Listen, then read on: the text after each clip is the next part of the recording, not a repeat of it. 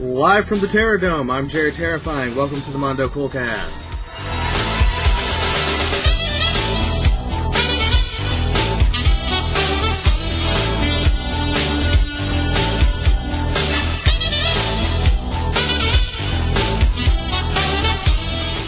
Lots of video game news and stuff to go over on this episode, as always.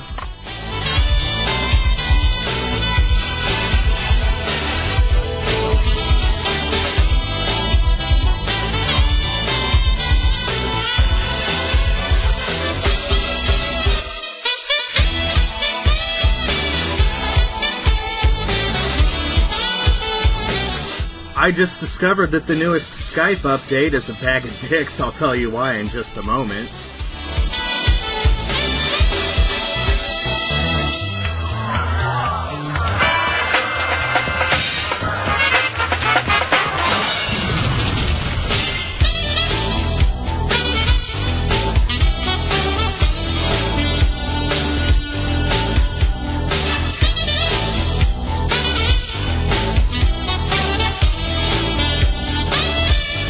I've actually got a very huge, colossal mailbag this episode. Lots of emails to go over. Looking forward to it.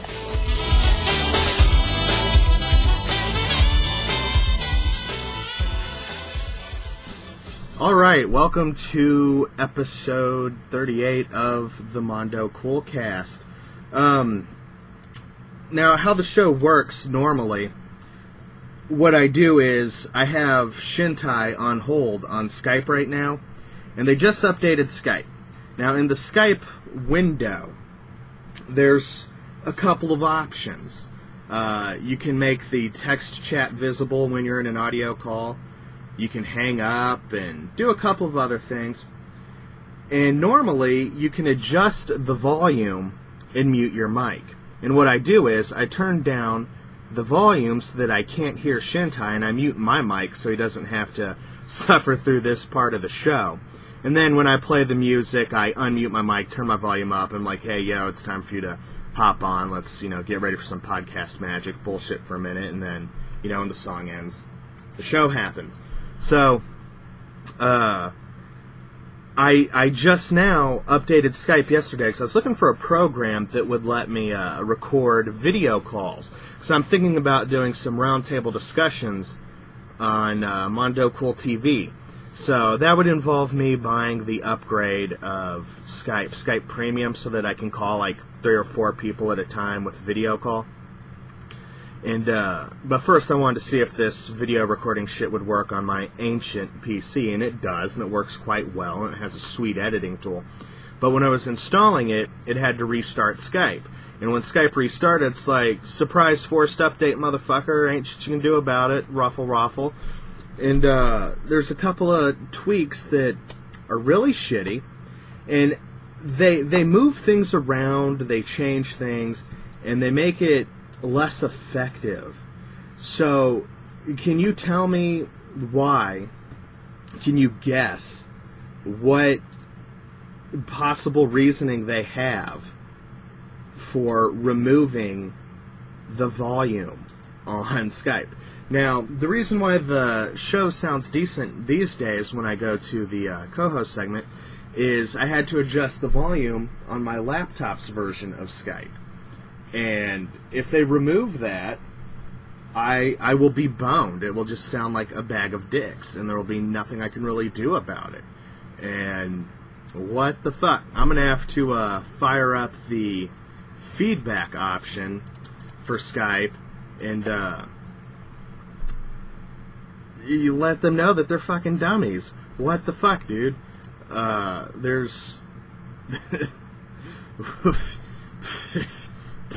What?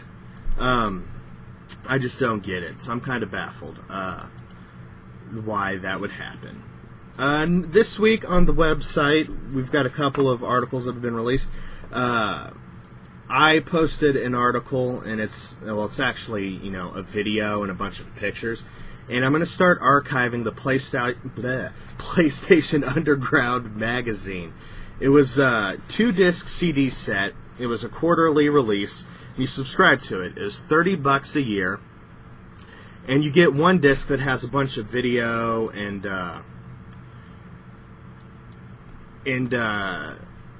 yeah, so it's got a bunch of videos and, you know, upcoming this and that. You could download saves to your memory card and, you know, whatever. And then disc 2 would have a bunch of demos, and it's really freaking cool. And then it, like, folds out, and you've got a little booklet on the inside cover. And, I don't know, it's really cool. So I put up the first archive. I've got 8 of these. I believe there were 17 released. So I'm going to completely archive them. I've got scans of the discs, the booklet, the case, and then I've got everything recorded to video. So I put that up. I'm eventually going to make a, you know, a page where it links to all of them, and it'll be like a big, sweet archive. Dan, coming from Dan's Game Corner, reviewed CD Denjin, and in my infinite stupidity, I did not write down what system that was for. But he's got a new review out. Shintai put up a review of Samurai X Trust and Betrayal. I recommend checking that out. Shintai has good taste when it comes to the cartoons. And from Mondo Cool's very own Retro Kaiser, we have the PCDX gameplay series, Yakuza. He is covering the, doing an entire playthrough of Yakuza. The way he does gameplay series is he doesn't, you know, it's a playthrough, and, you know, some people watch that stuff. Some people have been watching through all of his gameplay stuff, and, you know, if that's for you, check it out. Also, Yakuza's a hell of a game. You know, if you're one of the people that have only started playing Yakuza since it's hit the PlayStation 3, you know, I've never personally done this where I just watch someone play through a game instead of playing through myself.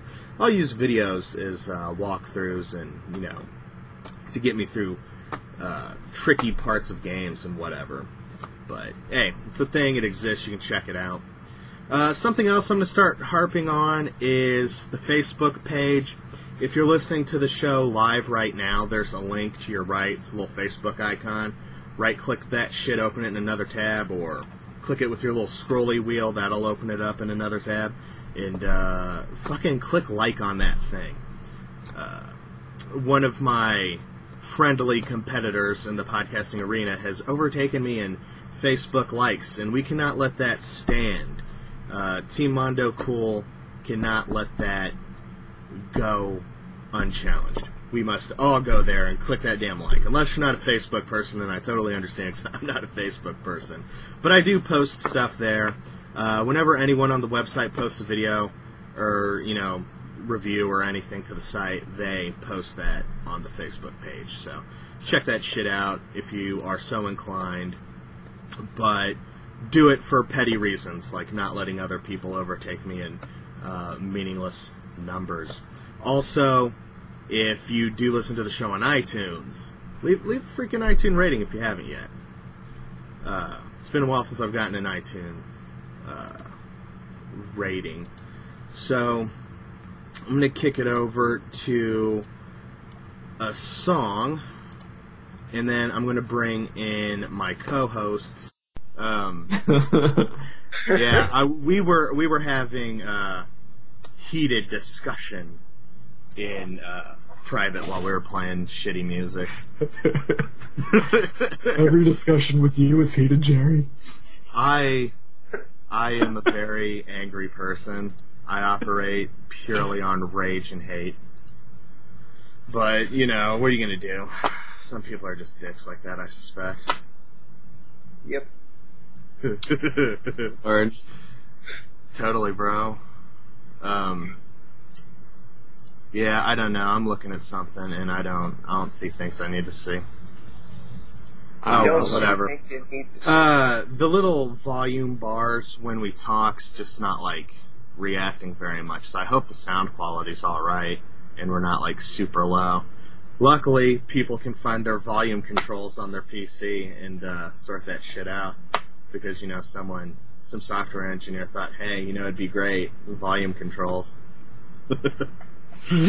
Alright, man, let's jump into some fucking news. I missed this last week somehow. But there were a couple of articles about the retailers pulling the 360 off of store shelves in Japan, and I guess shit's really just not going well, and it's finally hit a breaking point, and retailers are just pulling that shit, saying, fuck it. We can put more tentacle rape porn on these shelves. Personally, I think the reason the 360 failed is partially due to Japan being slightly racist. I'm not saying everyone in Japan is racist, obviously, but I mean in the sense that they only really like products and they don't really like products. I think the word you're looking for is xenophobic. They're very not welcoming to any outsider, and you know, it doesn't matter where they're fucking from. They don't like you, and if you're not Japanese, you're not. I think they should replace, since they've pulled them from the shelves, they should use the open store space to put in those vending machines that dispense used girls' panties. Now, I want to know if that's just a really popular, like, urban legend, or if that's a real fucking thing. So I've never seen a picture of a panty vending machine. And, a used panty vending machine. Like, do women donate those? I saw something yesterday. I was clicking around YouTube and watching animal cruelty videos. Like, there's some Chinese people and they were eating a live fish. Like, it was fucking gasping and bleeding, and they're just like picking at it with chopsticks, eating away. And sweet. Yeah, I thought it was kind of interesting. I'd try it. I'm not a pussy. And someone in the comments was like, this is just terrible. Those Chinese people are like the kings of animal cruelty. And then he brought up bonsai cats, which has been a fucking, like, one of those super popular internet myths for at least 10 years. Like, back in 1999 when I first started interneting, I came across this, like, very early in my exploits into WebNet space. And the thing is, like, you put a kitten in a glass bottle and then you feed it and it grows inside the bottle and it becomes shaped. And it was a myth. Some college kid put together this website, which I believe is still existing. I'm thinking, you know, people still fall for this shit like 10, 11, 12 years later. And so I try to be skeptical. I mean, I know I'm just a dude and I'm just as easily fooled as anyone else. But I want to know if the used panty thing is just something that some dick threw out 15 years ago, you know, because we all believe it, because what does everybody think of tentacle rape? And, you know, and a lot of these people that go over there because it's, you know, the cartoon video game mecca, do you really expect 1,000 supermodels to be like, we really value grown men that appreciate our children's cartoons? You know? So, I wonder about the validity of, I'm okay. I just want to interject for a second. While you were talking, I was looking around on the internet to see if I could find some confirmation. Found an interesting link. I mean, you know how it is with pictures on the internet. You can't always believe what you see. Yeah. But here we have a couple of interesting photos of vending machines with some interesting wares for sale. Well, the one says cigarettes right on it, so those could just be cigarettes with interesting, pervy packaging. Well, see, I've seen a lot of weird shit in Japan. Like, they sell canned bread. You open up the can and it's just fucking bread. That is weird. Not like nothing sugary, just fucking wheat bread. Some of it's got flavors and all that shit, but it'll be like an anime character. You open it up, and kind of like, what's that red shit people eat on Thanksgiving? Cranberries. Yeah. Cranberry sauce or whatever, and it comes out, and it's just like shaped to the can. It's bread in a fucking can. And that's like a thing in Japan. And so I wouldn't be surprised if the one on the bottom, I'll ask Taylor if he can translate what's going on there. This it is says cigarettes. I wouldn't be surprised if it's just packed cigarettes that comes with a pair of panties. Or just I totally feel you. I totally feel you. Here's another article which reads a lot better, but the reason why I didn't send this one first is because when I opened it up, I got an ad that started yapping at me bullshit. But that denotes, that says that, according to the article, it's somewhere between $50 and $100 US per. For a pair of used panties? Dude, like, fetish people that get into that shit will buy used panties on the internet all the time. It's just, the thing that makes it interesting is the vending machine part, that it's that big of a fucking industry that But I was on Kotaku, and they were talking about that canned bread, and to import it, it'll run you about $40 for some fucking bread. Oh, God. Man. Some cold-ass, stale canned bread. One of my favorite pictures on fucking 4chan is it shows an aluminum can, and it says bottled water on it, and then like a bunch of like Asian characters. I don't know what country it was specifically from, but bottled water now in a can. Oh man, you just at least run it through Google Translate. Just at least go that far. But yeah, I don't know. Japan's a very xenophobic nation. They're not all about foreign devils and our shitty inferior electronics. Oh God, there's a new Counter-Strike. Yeah, don't go nuts on the show notes bro.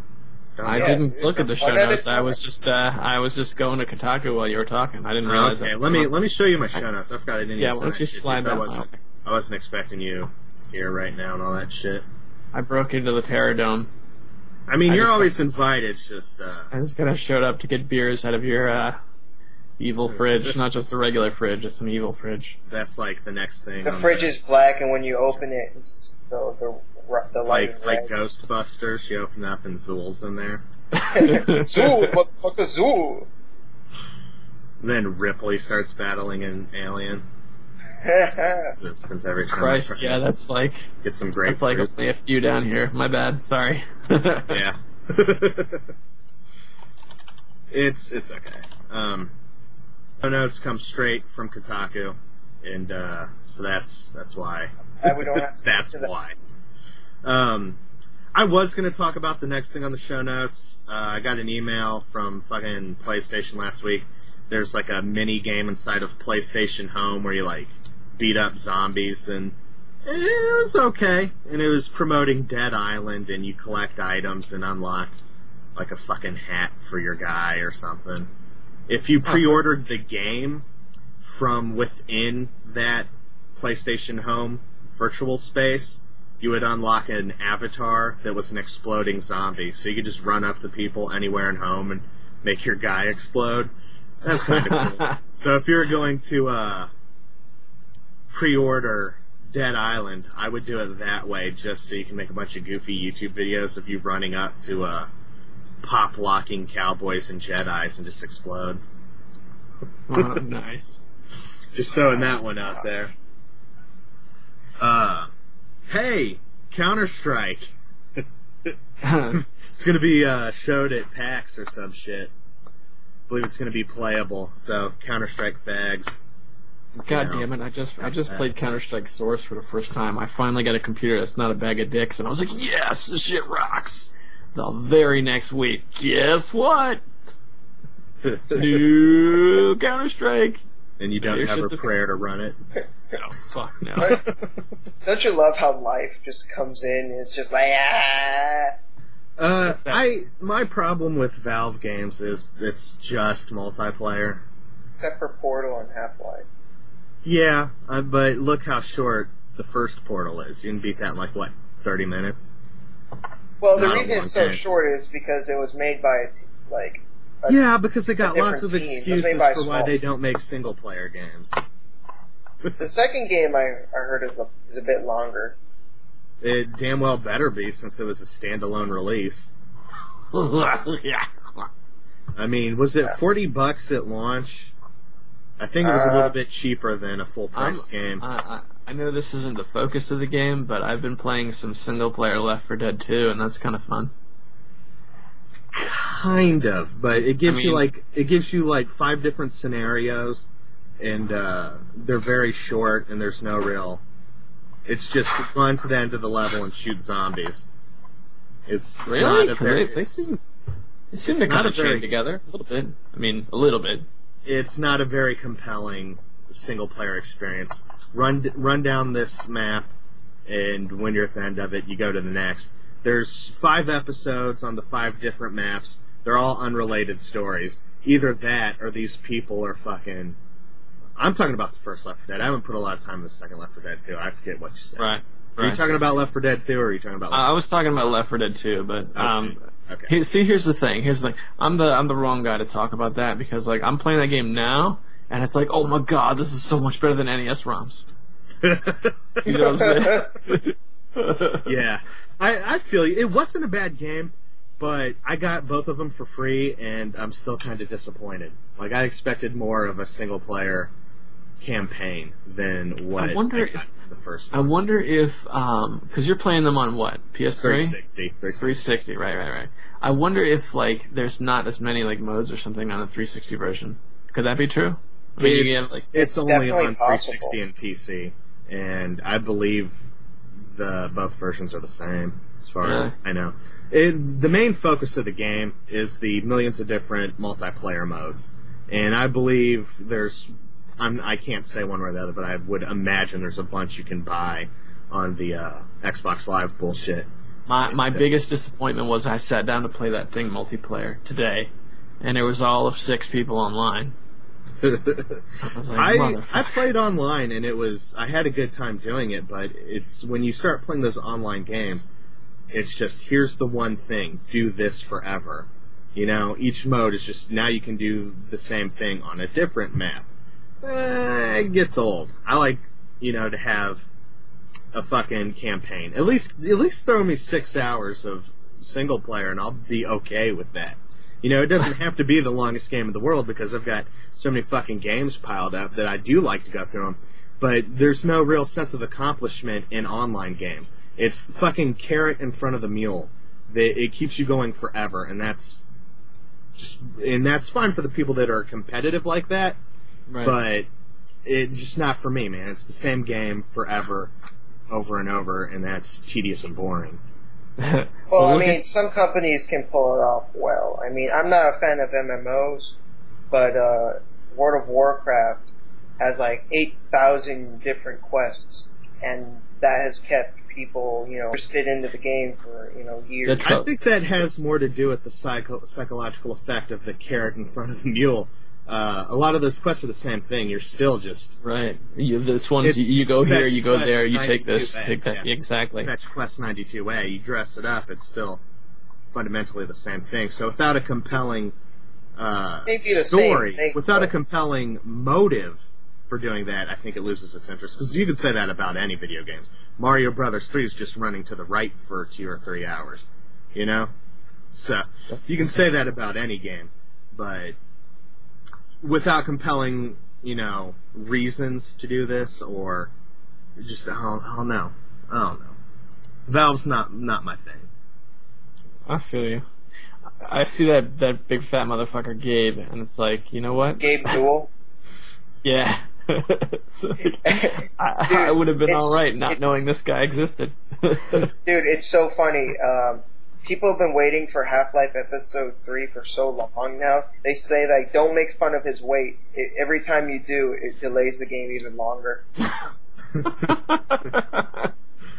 The last time I read anything about that Tardo, he was talking about implementing a pricing plan. It's like, the people that are highly rated in the gaming community, they get games for, like, significantly less money or for free, and if you, like, are a big troll and you have a low rating amongst the community, they charge you more for the game as a means to make people get along together, and that is absolute bullshit. That was a story that came up a couple months ago, and fuck him.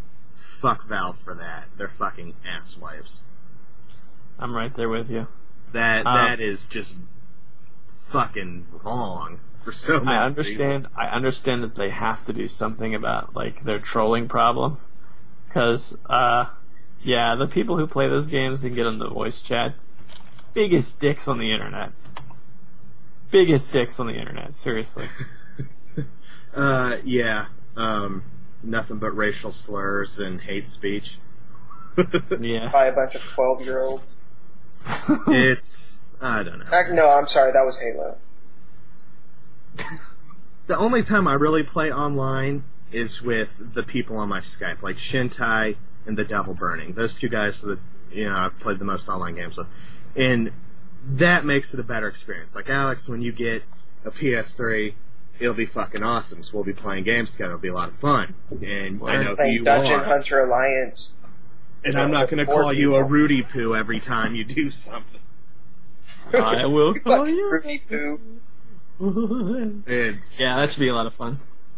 Yeah, it'll be fucking great, man. You can pick up some of the cheap games and stick around. It'll be fucking cool. But I can video games. Fucking Counter-Strike.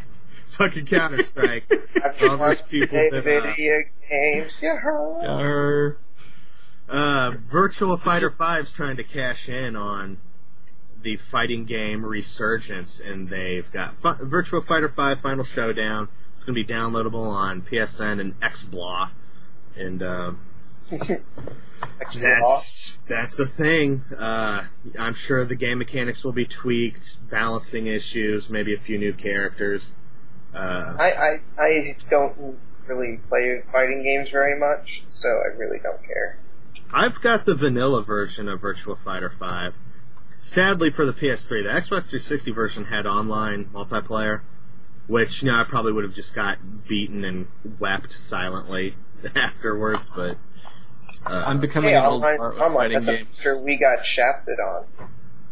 I don't know how I'm taking to these new fighting games. I'm quickly starting to feel like the old fart. You know what I mean?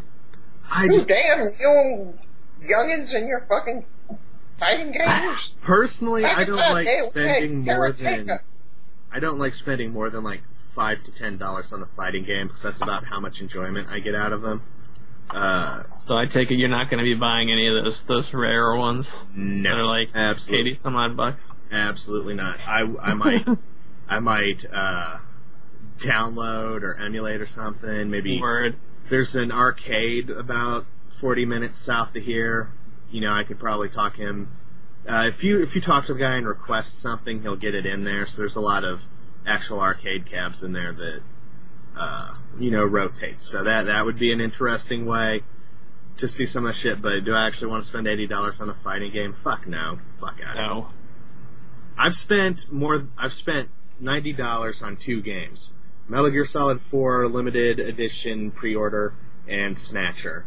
And those were 2, exception cases, because that's like my favorite series. That's the most you've ever spent on a game? That's the most I've ever spent on a game, those 2 games. Everything other than that is, full price. Like, when I was still working at the airport and had, before I had a girlfriend and I just had like thousands of dollars sitting around like a fucking king, I would buy games.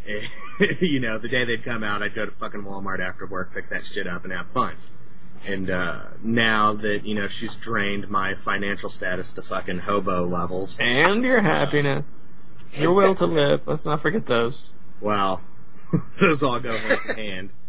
I firmly believe that money can buy happiness.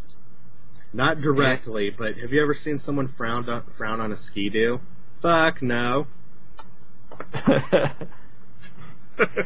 So, anyway, I've bought plenty of, like $60 games, like full price PS3 shit, but not in the past few years. In the past few years, the most I've paid on a game, other than Snatcher, is like $30 when I bought Mass Effect new. So. The most I ever spent on a game, and this doesn't really count, was I spent $50 on the Wizardry game that came out for the PS2, and I had to buy a memory card, which at that time cost $30. So I kind of spent $80 just so I could play that one game, and it was terrible. With a capital tur. Yeah, I could imagine. That sucks, dude. Let's see. Advertisers finally showed up. Still got it. I've only played it like 3 or 4 times.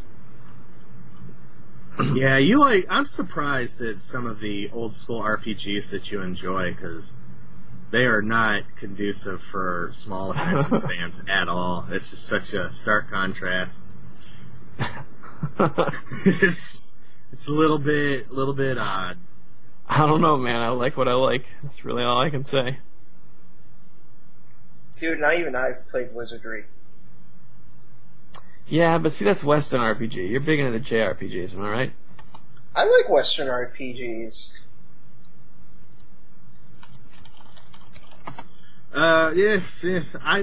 Everybody has this, like I said, I made a throwaway comment like 2 years ago that I don't like a lot of RPGs, and it's game by game basis. It's not, everything out of Japan is dicks, because one of my favorite role-playing games is, I can't think of it, Star Ocean 2.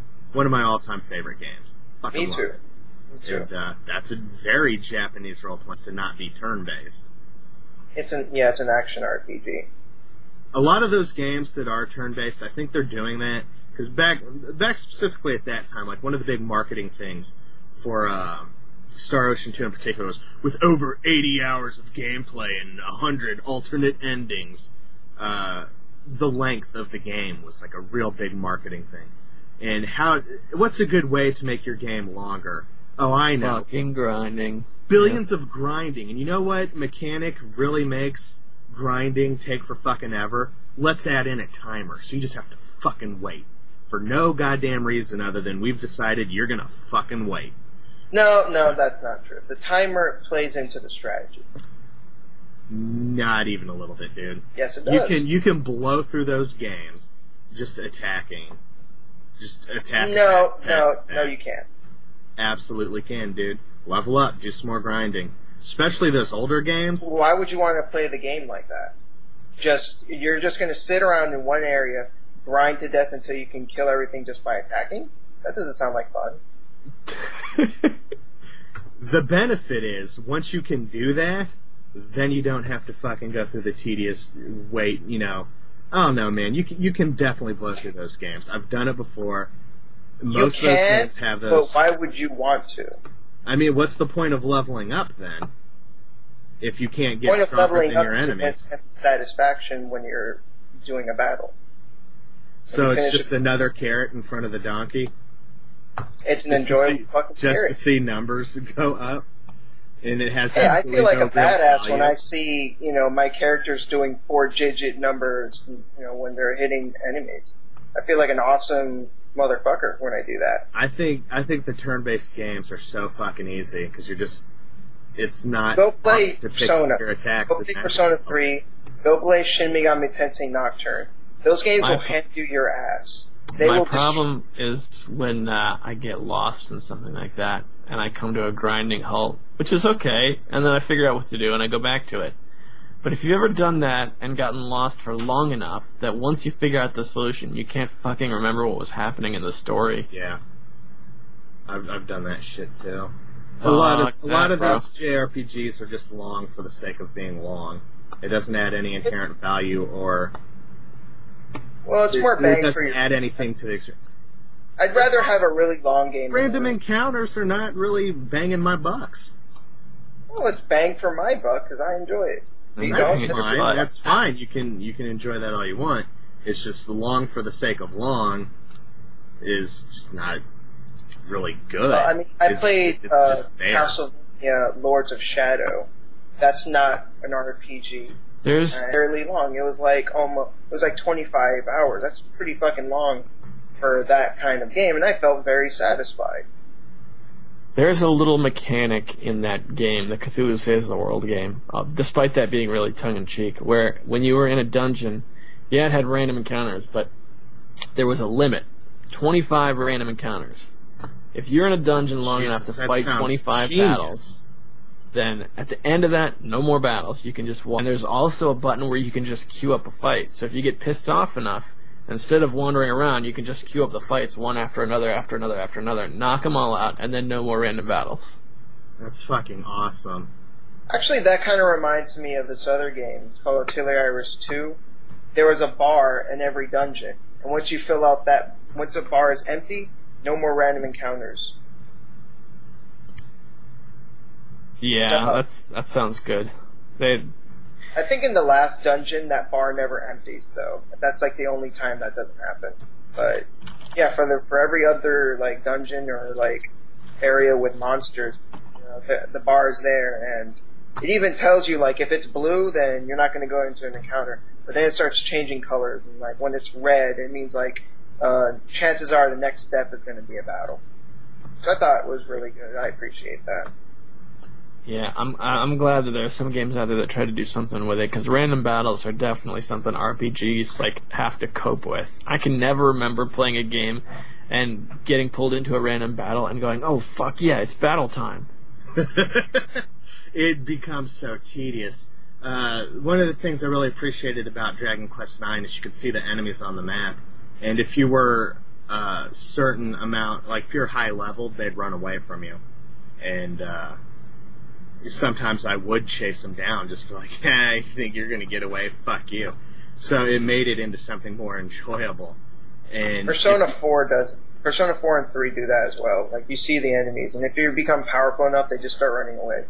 Yeah, and if you're weak or low on health, you can dodge them. And if you just don't want to fucking go through a billion fights for the sake of going through a billion fights, it's very nice. They did that thing in Earthbound where if you touched somebody who was so many levels below you, then you just won, and that was it. Yeah, that's a good mechanic, too.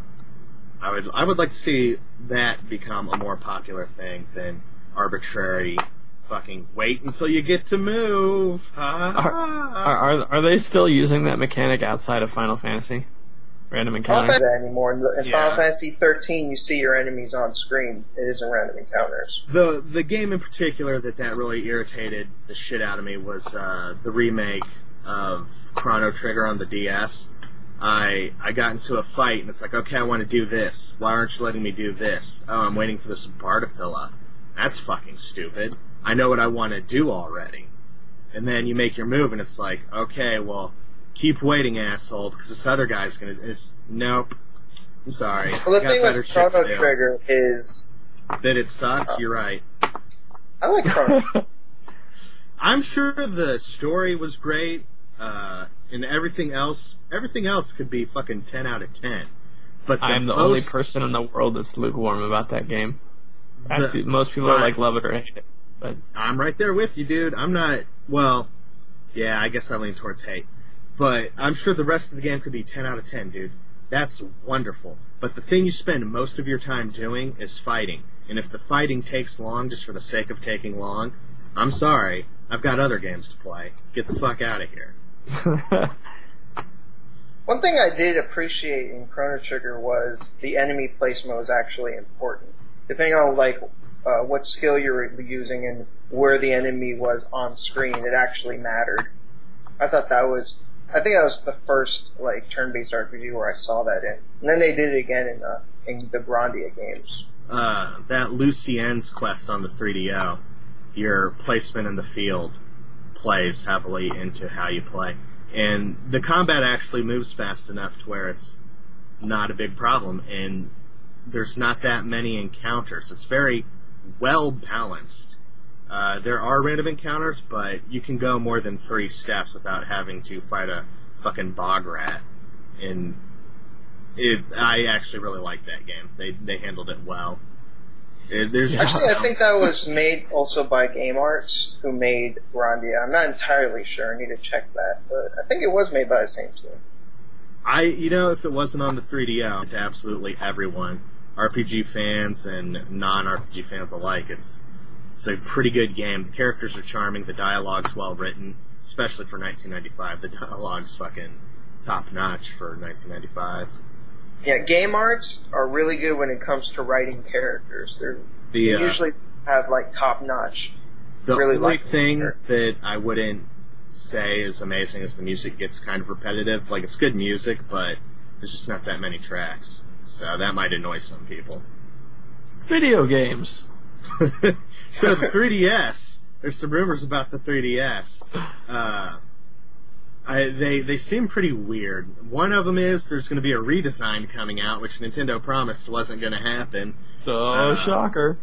Yeah, real big shocker. Your fucking console sucks. Nobody wants it. Time for a redesign.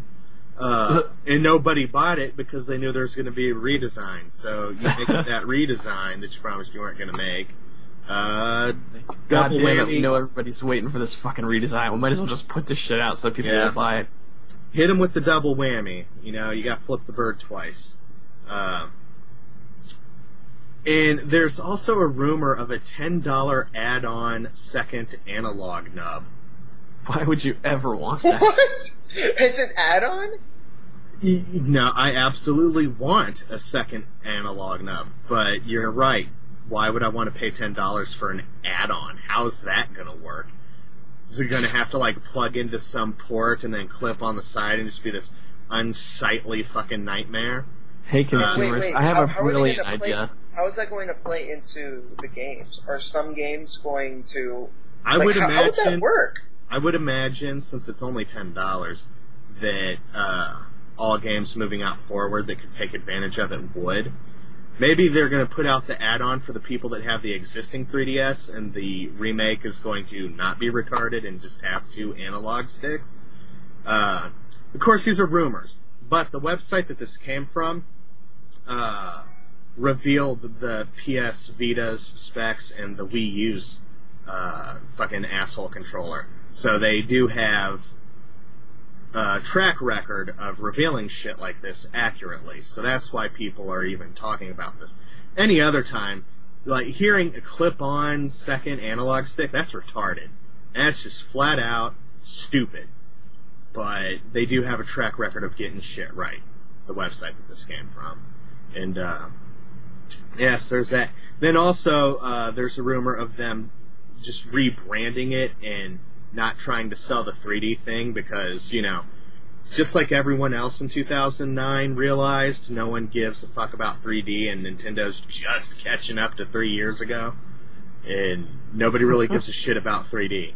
It's a neat thing, but in the way the rumor is phrased, they're going to, like, tone it down, but the console, you have the ability to just turn it off, and you can't get much more toned down than that. So I think it might be more of a marketing thing. They're not going to call it the 3DS or try to sell you on the 3D. Just, you know, a different approach in marketing is what I would expect out of that. I got a great idea for you consumers. Just hold out for the new Sony one. Yeah. The PS Vita.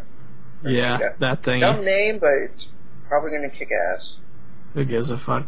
As long as it's not in 3D. Yeah, honestly, I remember when I went to GameStop, and I was like, oh, sweet, 3DS. Let me see what this 3D effect looks like. And I wonder if it looks really cool, really badass. Nope. And it felt like I was looking at a holographic card in video form. I was so disappointed. I was expecting shit like you see in Disney World or Universal Studios when you go on those 3D rides and shit's like popping out of the screen. Well, you're wearing glasses, and it's different. I'm not satisfied with how you have to hold it absolutely still and in a perfect angle. That's just not realistic. Let me guess, you immediately made the decision that, wow, this isn't worth $300.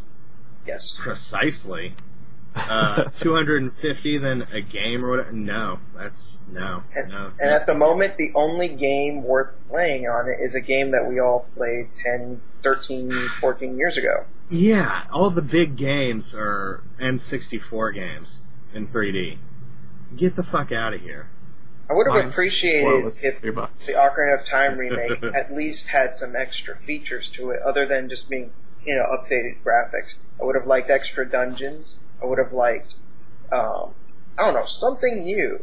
And instead of playing the same game that you've re-released 3 times. You know how I knew that the 3DS was in trouble? When it was big news that Quix was for the 3DS Virtual Console. That little puzzle game that came for the original Game Boy. Fucking Quix, man! It's on the 3DS! There was one of the launch games was a little submarine game that is like comparable to a 99 cents iOS app, and they want you to pay $40 for that shit. That's one of those things that really justifies people's, you know, the iOS is just too competitive for that shit. But I don't know, man. Maybe Nintendo should make something like that. Yeah, they've got the ability. They've got a download store. Sony's embracing it. Everything on the PlayStation Vita is going to be available digitally as well as most things physically. I'm sure there's going to be a lot of, you know, cheap games.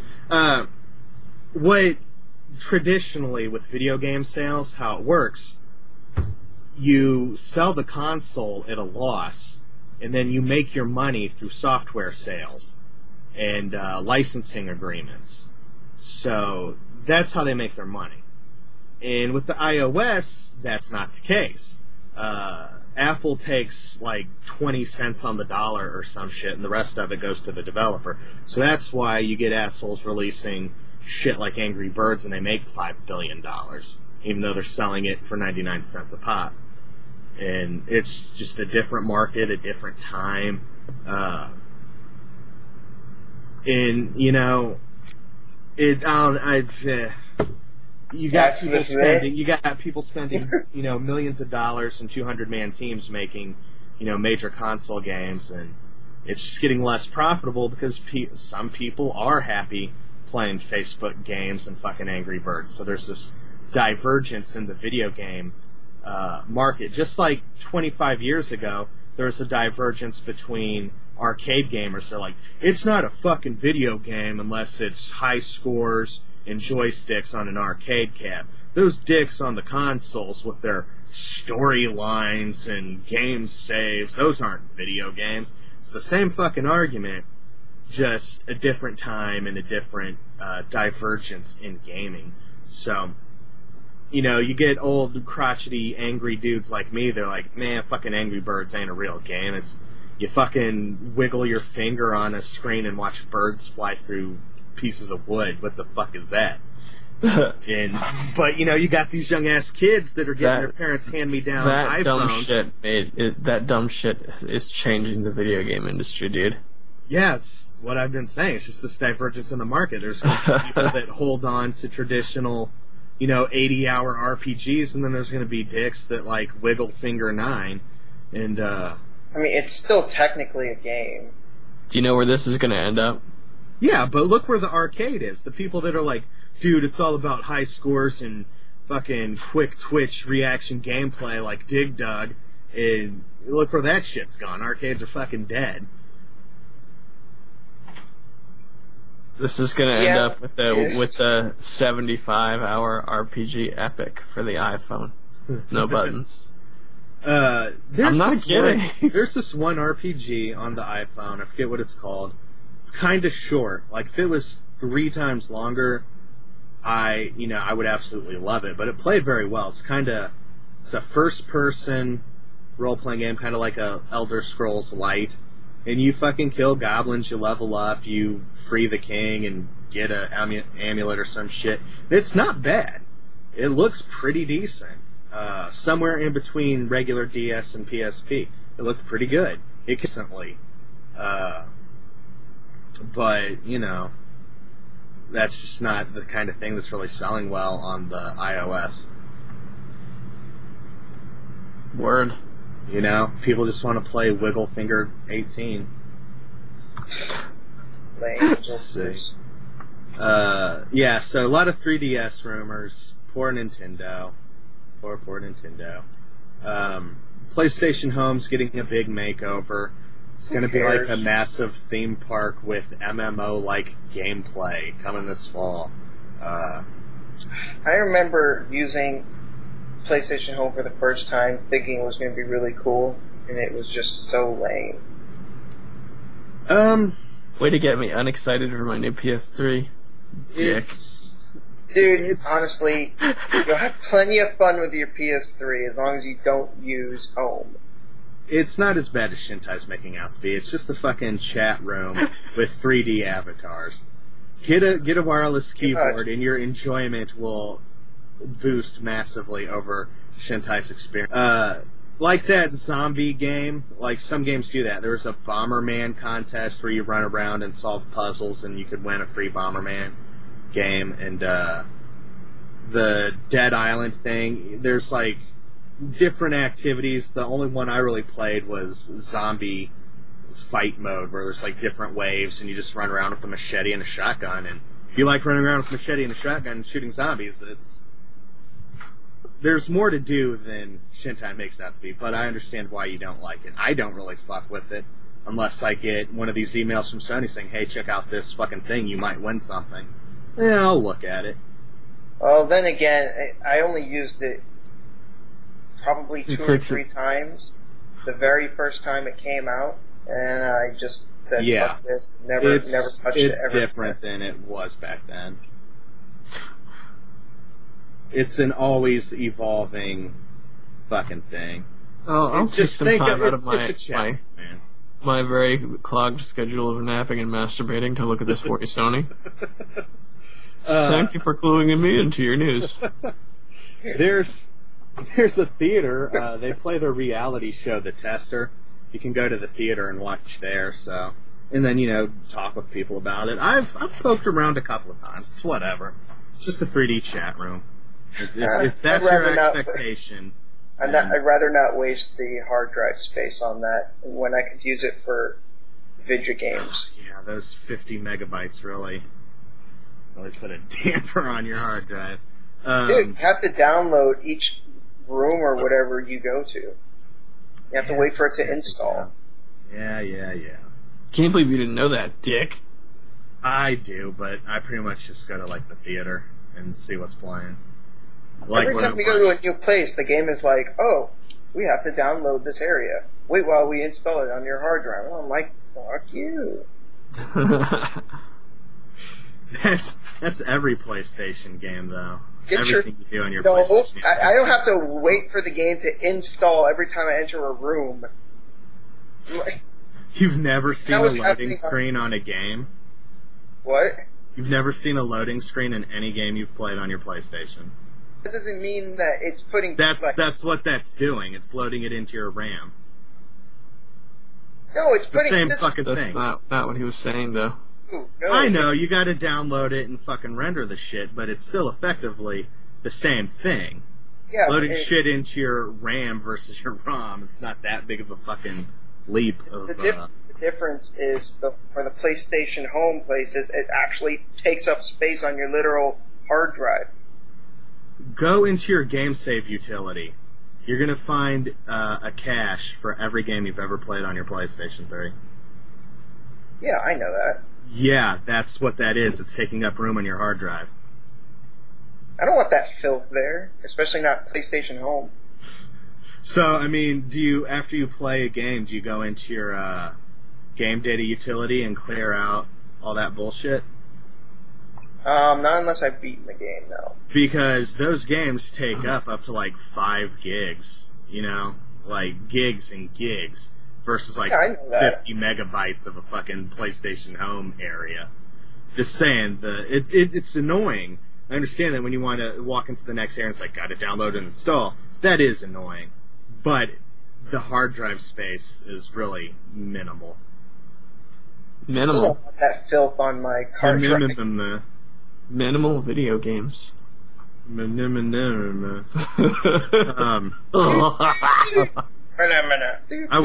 watched the Dark Souls trailer. The song is the shit, sweet.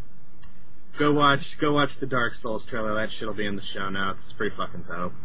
Souls. Fuck yes. It's a pretty cool trailer. It tells you you're going to die. It's supposed to be harder than Demon Souls. And Demon Souls was hard as fuck. I don't know. I don't think it was hard. Yeah, you die a bunch of times, but it doesn't really cause that much of a negative thing. Dude, every time you die, you lose all of your souls. That's basically what you use to level up and what you use to buy more stuff. Yeah, I mean, use your souls when you get them. If you're just hoarding up a fucking shitload of souls, yeah, I mean, it's your own damn fault if you lose them all. I'm not saying it isn't your fault. Well, sometimes it isn't your fault because sometimes the game will throw something that you can't foresee, and then you fucking die. And then the game baits you, and it's oh, you want to get your souls back? You have to go exactly back to where you died and pick it up again. Chances are you're going to die the exact same way you did last time, so you have to keep repeating the process until you're oh, I figured it out. That's what fucking talking about. You motherfuckers don't know shit. I just don't see it as being that hard, everyone acts like it's the hardest game they've ever played.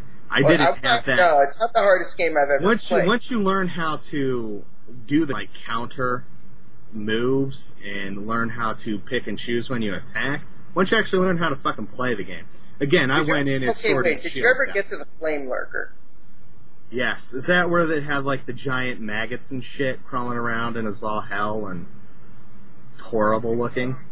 No, the Flame Lurker's a boss. Okay, I don't know. I don't know the fucking names of these things. If you've beaten the Flame Lurker, then I will concede. I will look this up. Go fight the Flame Lurker. I guarantee you will curse the game out and start throwing... Fight the Flame Lurker, Jerry. So I will curse the game out if I beat it? If you don't, because you... Okay. I was able to beat him eventually, but that shit was hard. It took me a long time. Fight the Flame Lurker, really Jerry. Tough. Really See, tough. I got about halfway through the game when my PlayStation 3 died and took out that set. Yeah, I've definitely been through this part of the game. I got a little bit... Might have been right before this boss.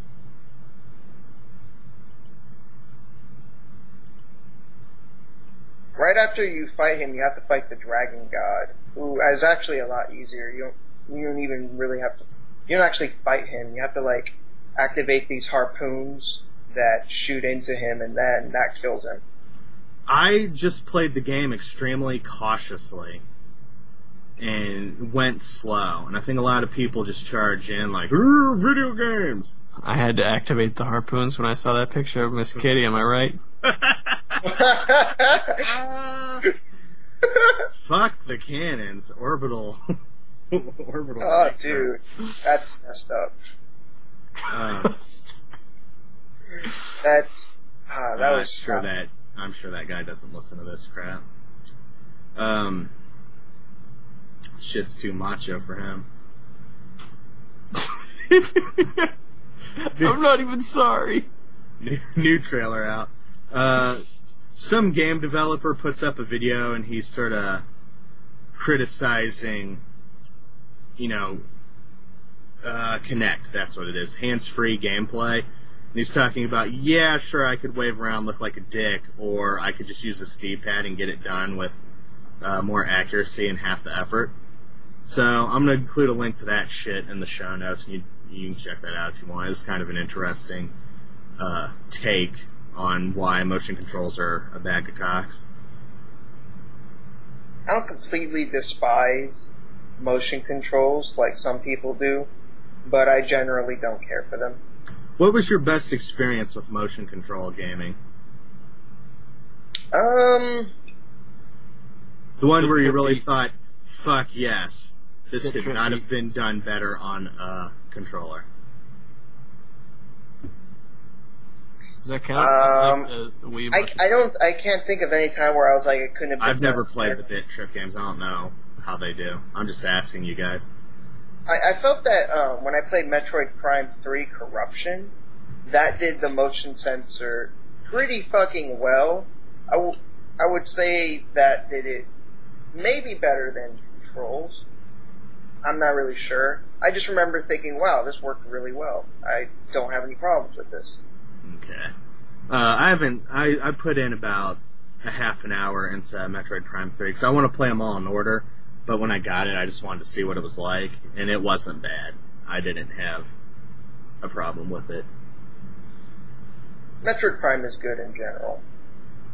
I would tend to agree with that. So how does this Bit Trip shit? Like, I know that's a popular game. I just never thought of it. What's that shit do? Essentially, the game is think of it as a really simple like Pong clone, and it just has a lot of really interesting visuals and stuff like that. But the mechanic of the game, as it relates to motion controls, is you control a paddle on the left-hand side, and what they did was you, instead of pressing up or down like you would in any other game in the world, you just twist the controller like you're holding a fucking log or some shit. Yeah. So kind of like the Atari paddle controls with like Breakout or Arkanoid or whatever it is. It feels a lot like playing a paddle game. I see that working pretty well. Yeah, I have it on the on Steam, and I play it with a mouse, and it's like, you know what? Not quite as good. But still, I mean, that's one game. That's the only game I can think of where it's like, man, motion controls are awesome. All right. The one I enjoyed most was... What about that sandcastle simulator, dude? Oh, fuck that game. Oh, dude, I thought it had like the most realistic sensation of creating sandcastles. Yes, you do. Yes, you do. You have to fill your hand, pat it down. I'm not kidding. You have to jerk the thing down to fill your bucket, and then you press the button to drop the. It is the. You just said you have to jerk the thing down to fill your bucket. I want you to realize that those are words out. Maybe Konami is a secret genius then. We'll convince millions of children to say jerk into the bucket. Jerk into the bucket. Mommy, I'm jerking in the bucket. I wanted so bad to like it. It's like I'm going to build a badass offices rolling around in their vending machine panties laughing. So, Castlevania Harmony of Despair came out on XBLA last year, coming to the PS3 with all the DLC. Cool. Rock and roll. Oh yeah, it's another game. Sweet. Yeah. This is something you might care about, Alex. There's a Pokemod for Minecraft where they're trying to put all 150 of the original Pokemon into Minecraft, and you can capture them and then release them with Pokeballs and shit. I really like that idea. Can you tell me one with this? Are the Pokeballs little squares? It looks kind of like the snowball, just red and white. I know there was a working mod where you had a Pokeball which you could use to capture the animals, but that's about it. They show the Pokeball mechanic has already been implemented in some mods. They show and Caterpie, I think, and those are the only two that you see in that area. I don't know if you have to travel far and wide, trying to be the very best to see other Pokemon or what, but there's a video. I skipped through it, it's kind of long, and it shows him capturing one and evolving it. He brought up a control panel, and, or no, I think he just threw a bunch of rare candies at it and leveled it up, and then he opened up the Pokedex and then forced it to evolve into a Pidgeot and then into a Pidgeotto. Or Pidgeotto and then Pidgeot, whichever order you go. So I think what you have to do is you build Pokeballs and then you build a Pokedex and then you can start catching them. It looks pretty fucking cool if you like Pokemon and like Minecraft. If you like those two things, this is definitely something for you to consider checking out. It looks pretty good, man. Yeah, I mean, it looked like a Pidgey. The Caterpie kind of looks stupid, but all three versions of like a caveman looks pretty stupid. Oh, you can like give them commands and stuff.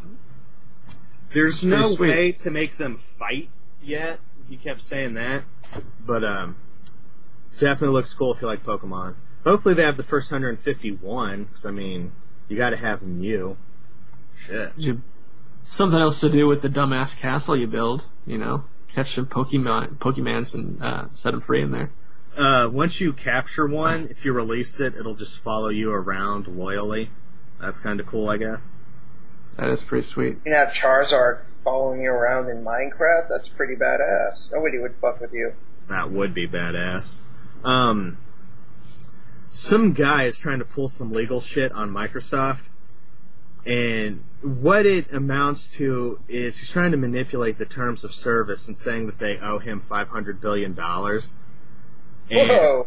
Yeah, and what he did was, there's like nowhere in the terms of service does it say that you can't modify the terms of service yourself, and so he sent them a letter with his changes to the terms of service, and if they don't respond to your letter within 24 hours, I don't know, some legal bullshit. There's a link, and it goes through the whole thing. Now he's trying to screw them over, and good. Hope some he people, wins. Yeah, it'd be interesting. I doubt it. I'm sure Microsoft's legal team is a hell of a lot better than some asshole from Seattle. Yeah. I sincerely doubt this will work, but I give him props for trying. He's trying to manipulate the contract, and I forget the exact details. I read through the whole article. It's very interesting. They have an interview with the guy. But what makes him seem like a quack is he's got a bunch of other lawsuits open with a bunch of other companies. So I think he's just some idiot with Asperger's, and he's trying to get rich in his fucking little house that he never leaves. It's an interesting read. Check that shit out in the show notes, guys. No, you won't. No, I won't. 10%. You know what you can check out, though? I put up my very first Minecraft video. Bam! Oh, I actually did check that out already. I'll put this in the... I love this comment I got. Do not like Minecraft. Hey, why did you watch the video? Because he saw it, and he's actively against Minecraft. But the title of the video said that it was related to Minecraft. So if you don't like Minecraft, why would you purposely click the link? I had this awesome idea for a video. It's gonna be entitled either Game Room Tour or Games I Bought Recently, and it's just Games gonna be bought recently. Games, and it's just gonna be a big flashing light show saying those words over and over again. Because games I bought recently, gibber. All right, games I bought. Those types of videos are stupid, and they need to be trolled as hard as they can. The only unboxing videos I think are legit are ones of special editions, because it's nice to see if getting the special edition is worth it, because some of them you have to pay extra. So it's nice to say, like, this is the new game I bought. It comes with an 8-page black and white manual. The end. Wow, Yeah, really? Thanks for your contribution to video gaming history. Yeah, I don't see the point if it's like a regular game with nothing else to it. That's just stupid. Gibber. Internet is be dumb. I lost my place in show notes because I added that shit in. According to some like poll or some shit, I think it was actually done through Raptor, which is some service that, you know, tracks your progress through games. 10% of gamers actually finish their games, and that is down from 10 years ago when 20% of gamers would finish their games. I think the biggest factor is more games are being released more often now. Mm-hmm. I think it also has to do with games nowadays being more centered around the multiplayer, and yes, those aren't they games specifically bring that up, and we were talking about that. That shit just goes on forever. There's no end to Left 4 Dead. You just start new match. There's no end to World of Warcraft. There's 8,000 quests. You can't have played every game now. You know what I mean? There's just too many goddamn games out there. Definitely not. A lot of games release in the summer now. 10 years ago, summer releases weren't really as prevalent. You know, they'd all come out starting in October and up through the Christmas season. And now we've got games being released. You know, there's a lot of games that come out in like March. And, you know, which I think makes sense because kids get summertime in most of this country still. Get summer vacation and a lot of time off to dick around. So I think that's a good time to release video games. Maybe not for, you know, parents to buy the shit, but for the kids and the people playing them, that's the ideal time. Really. You know, kids. That's a pretty big number. And I'm surprised. The games that do have, you know, a single-player campaign, especially, you know, like your Call of Duties, those things don't have, like, 4 to 6 hour story modes. And, I mean, if your attention span can't see to the end of that, you're fucked. Yeah, I mean, I beat those games. I don't even like first-person shooters in general. Yeah, I've thought about I don't dislike them. I'm very casual about them. But that's mostly because most of them nowadays are really focused on the multiplayer. And I don't really care for that.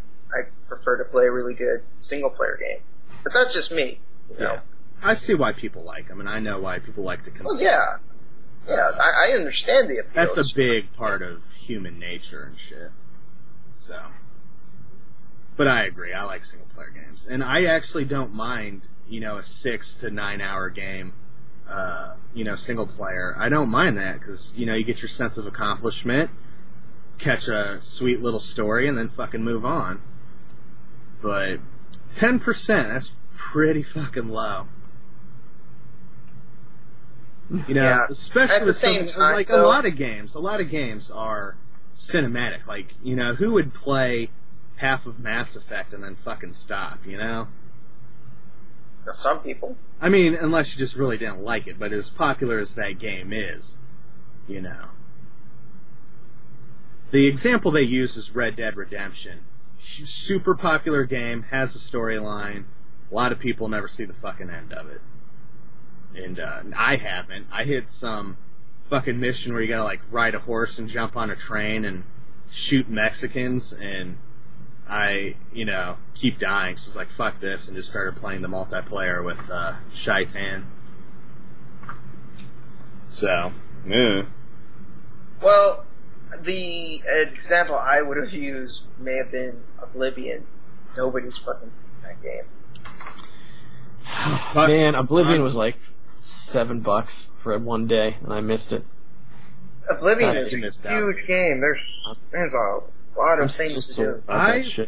I've come close to beating Oblivion on the PS3, man. I'm sure there's a bunch of side missions that I've missed, but on my main PS3, which I lost when it died, I don't mind though, because starting through that game again is always fun because you get to shit through different angles. I had done everything that I had encountered except the Dark Brotherhood. That's the only guild left that I hadn't done, but the main storyline, all the other guilds, Shivering Isles, everything you could do there, as many as the random shit, when you're just walking through the forest and some cat lady's like, oh, there's a giant stealing my potatoes, I need to make potato pies. It's like, alright, bitch, I'll gotta get them potatoes back. That's a real quest. Some cat lady comes running up to me, he's like, there's a giant and he's eating all the potatoes. And I'm like, well, it's giant murdering time, bitch. And, don't worry, I'll save your potatoes. Your reward is a little bit of gold and a fucking, 5 potatoes. And, some potato pie or whatever she was cooking with it. And, I've done a lot of those quests. I'm sure there's a lot that I've missed, but that was probably 200 hour save. So there's a lot of game there. Jesus. I don't think I've ever had a save that was 200 hours. That's, for an Elder Scrolls game, that's average. A lot of people put a lot of time into that shit.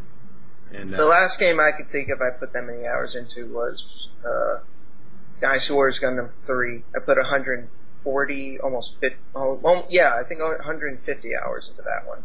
All my Pokemon games have at least 100 hours on them, at least. Well, what about I know I'm talking about this game a lot, but what about Minecraft, right?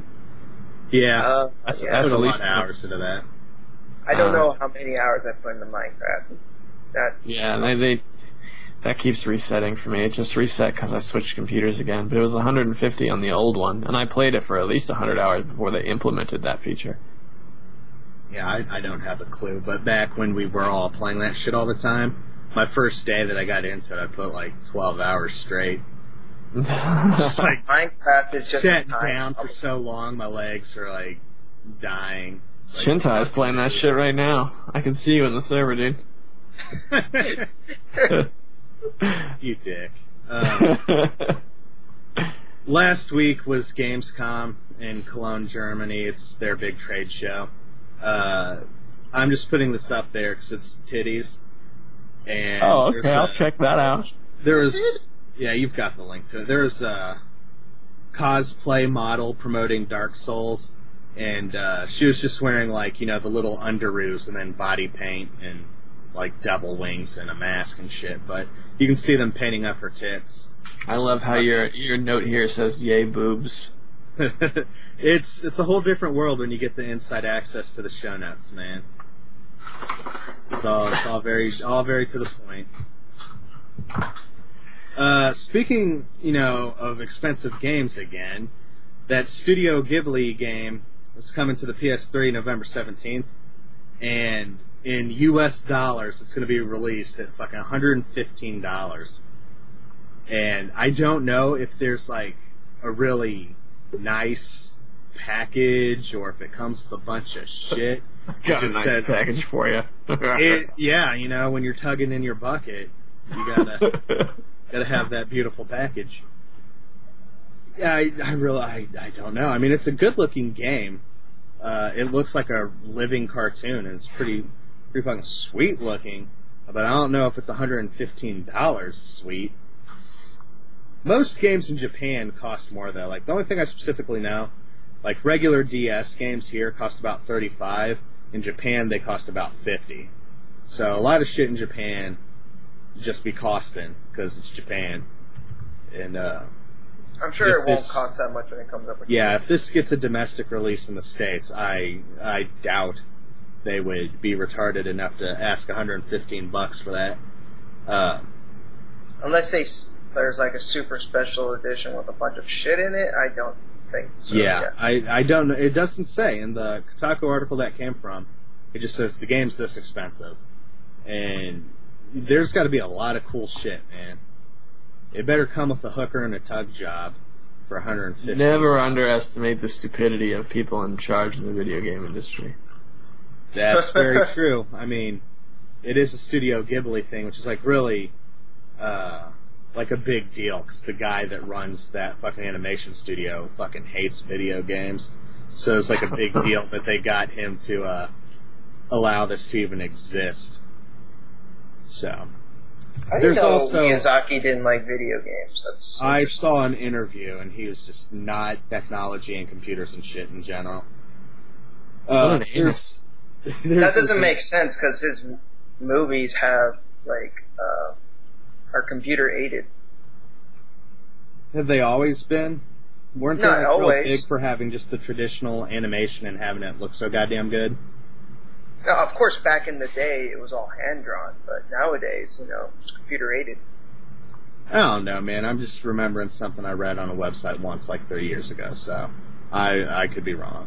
I'm pretty sure that I remember reading about this being a big deal because he didn't like video games in general. And, and, like, people have been trying to license his IPs for games for fucking ever. That's what I remember, but, you know, people are stupid and remember shit wrong all the fucking time. I'm gonna skip over the next story, pretty much. There's a new game trade show in New York for developers and shit.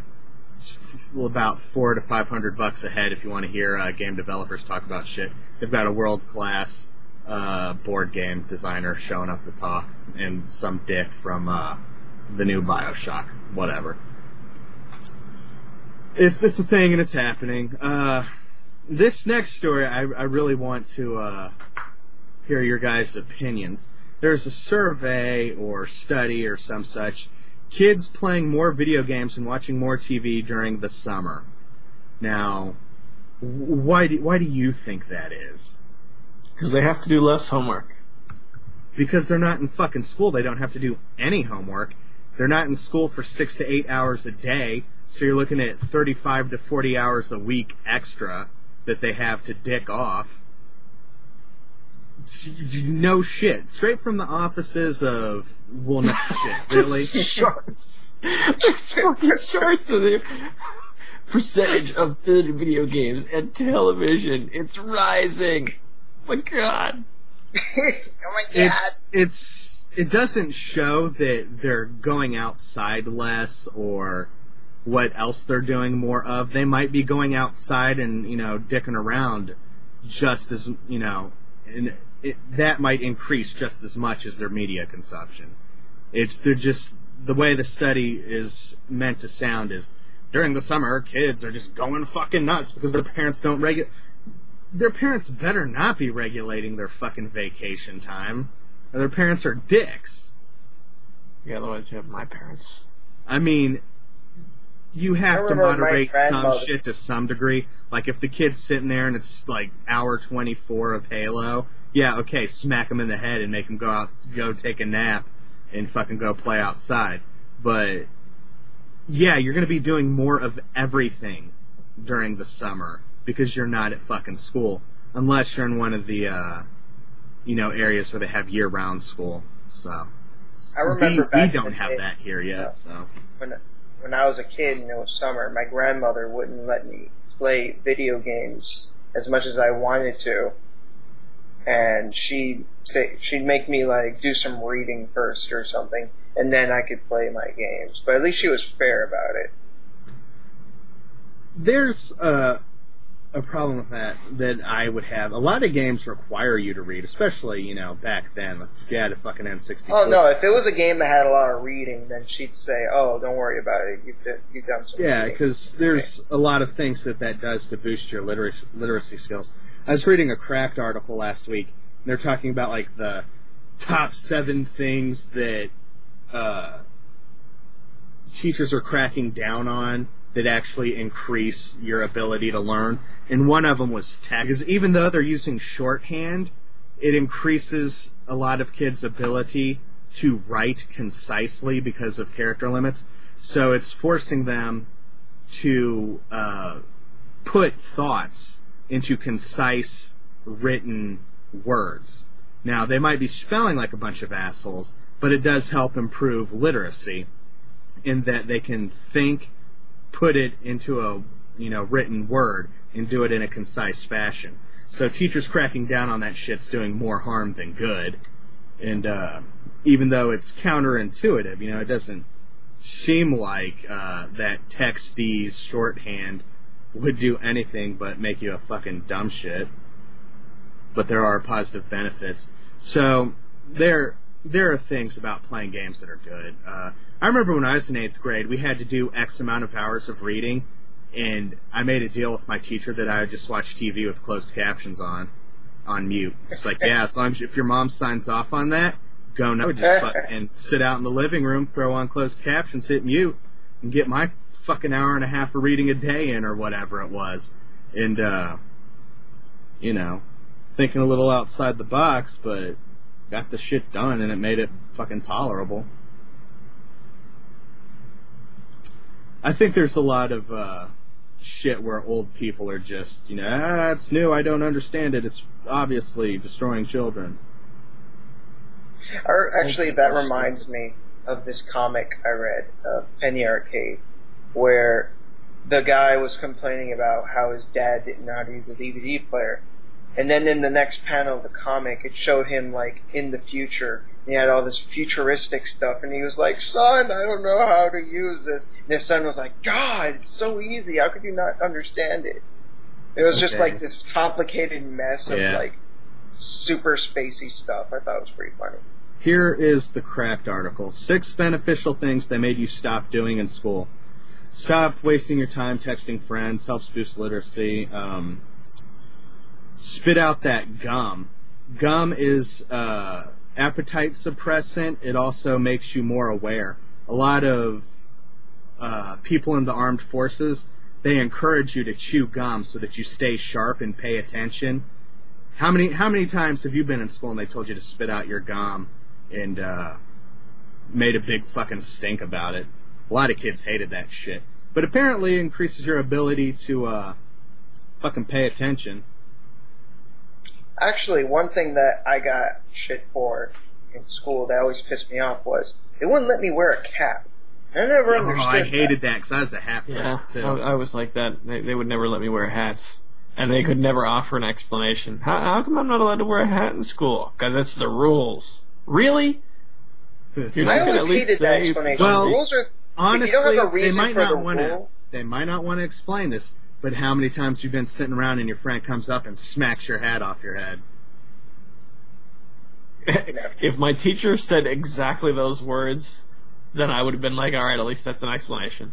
That I would assume that has a lot to do with it, to keep kids from fucking around with you. But if everybody's wearing a hat, and if it wasn't a big deal, it wouldn't be a big deal.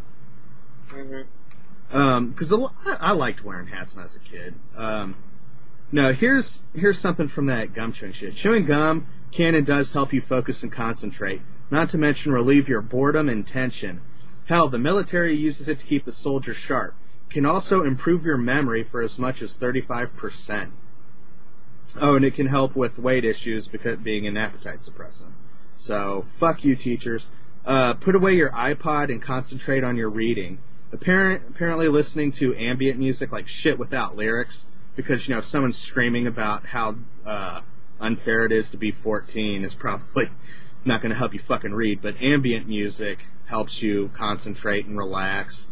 Let's see, what else they got on this? Actually, that's very true. I can back that up. Whenever I try to do some college work and I'm like writing something down, if I have something with lyrics on, that's more annoying to me, and I'm concentrating.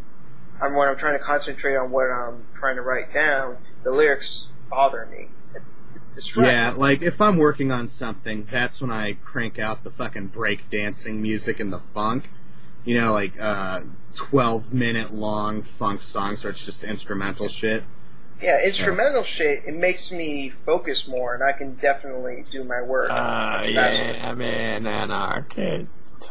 I am the Antichrist. 12-page paper.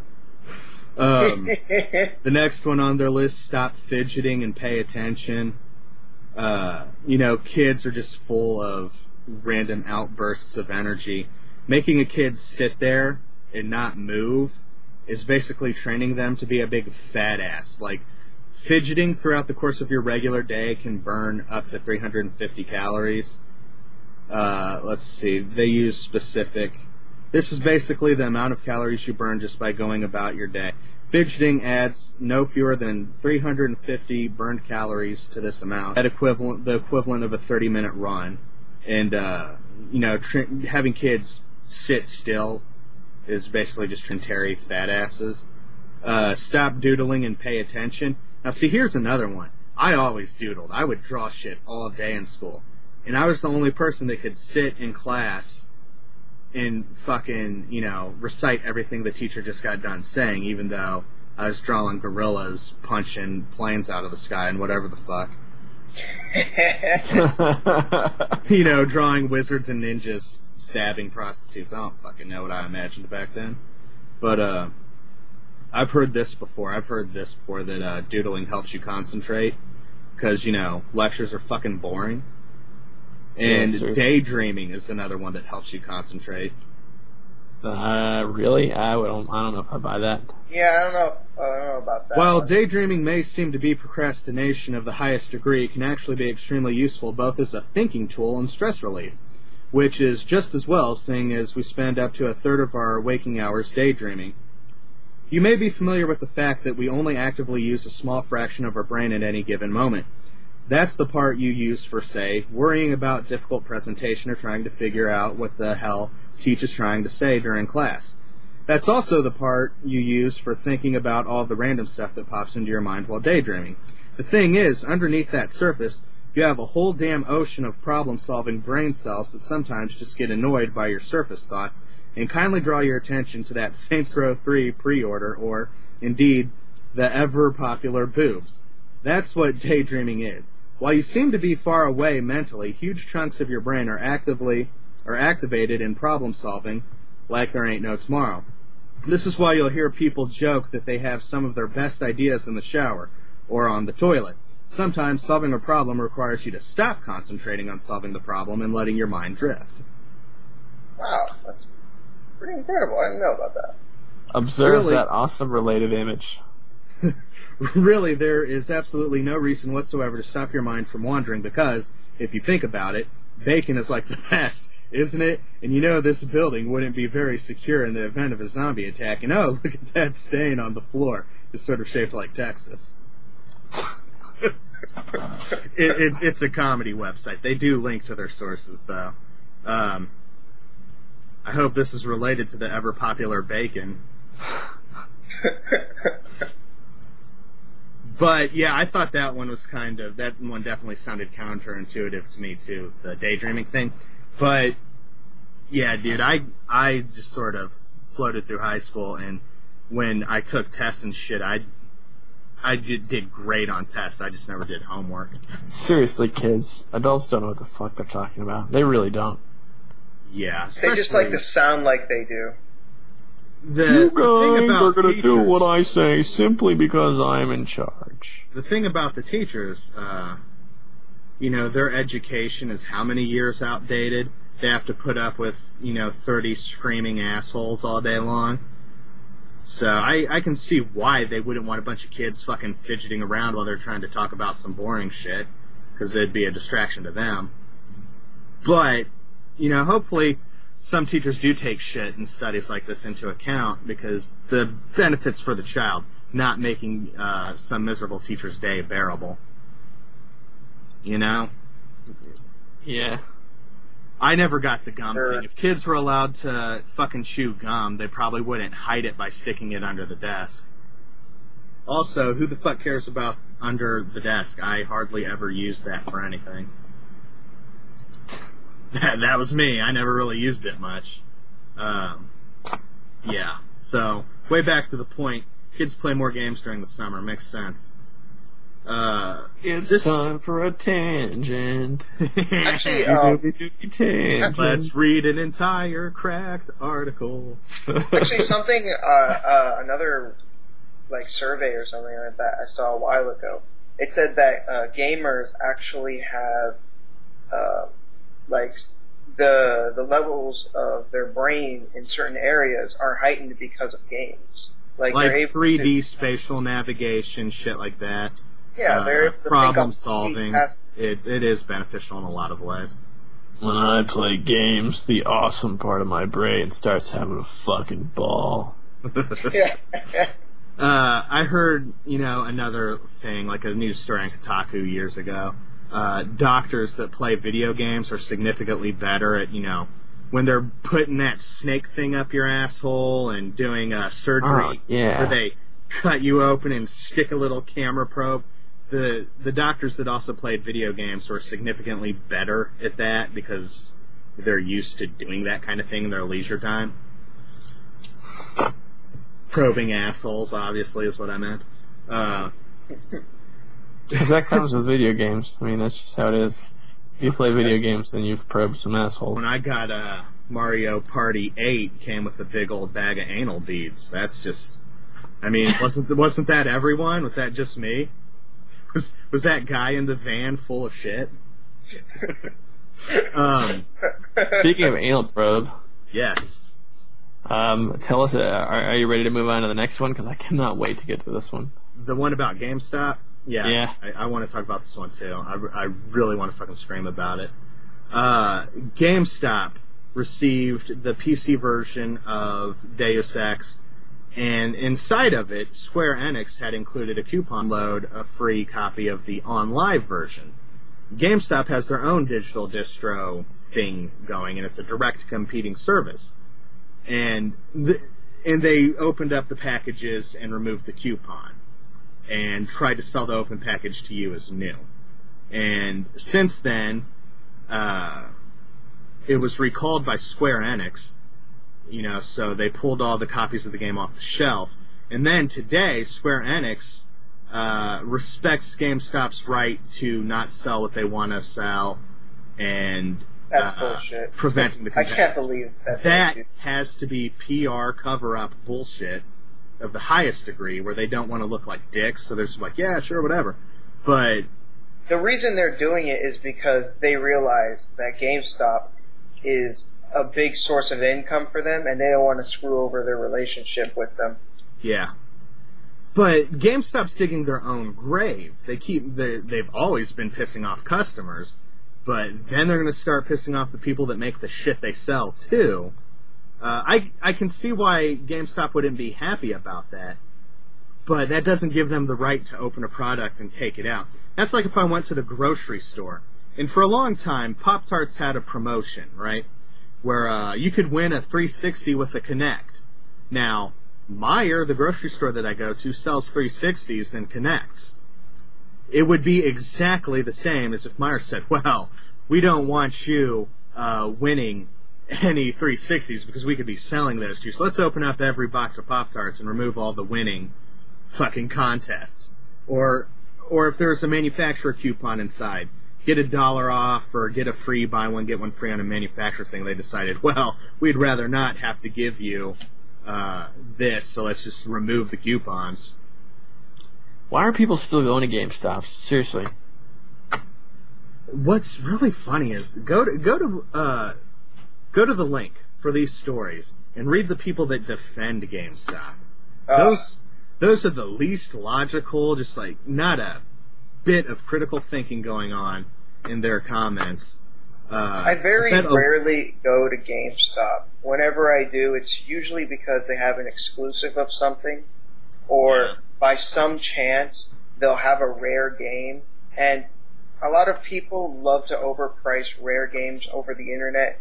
They tend to sell it for a little bit cheaper for some reason, like Tales of the Abyss. I got it there for like $25, and normally that game is like $40 on Amazon. So sometimes you'll get lucky like that, but that's very few and far between. Most of the times they're just, trying to dick you over.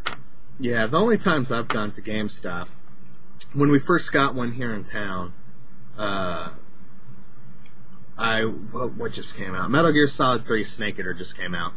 And I walked in, it's like, oh, we got this new GameStop. They just built this shopping center, put it next to Walmart. I'll go check out GameStop, see what they got. I like video games. And this was before I was like super master pro gamer, fucking internet knowledgeable and shit. And I pick up a copy of the game off the case, and it was, an empty case. And I thought, I was like, yeah, I want to get this game. And I figured it's just a display thing that they would give me a new one. And when the bitch pulled a copy of the game out of a CD drawer and then charged me full price, I'm like, what? What are you doing? That's not new. That's used. You've touched the fucking disc. You've used it. I don't care if you put it in a machine or not. You've fucking touched it with your filthy human hands. Actually, I've heard some stories where GameStop employees would take those games, take them home, and would bring them back and still try to sell them as new. Why are people still going to GameStop? So, when I was like, I thought that was just a display model, or, a display case, and that, you would take that down, that, like, maybe it signified how many of the game you have, or some shit, I don't fucking know. So, I'm like, nope, I don't want that. Do you have one that's shrink wrapped? No. It's like, fuck you. And then I just walked next door to Walmart and bought it.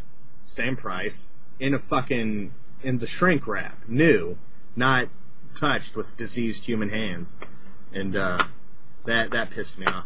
The other 2 times I've been in there were for pre-orders and, like the Metal Gear Solid 4 pre-order bonus shit. So, sometimes you gotta suck it up. Amazon's been doing pre-order bonuses too.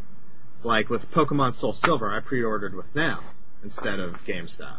And I had a much better experience.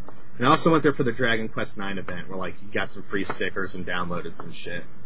The Pokemon download events, I don't get out and go into the store. I drive up, pull in front of the store, and download my Pokemon and then drive off.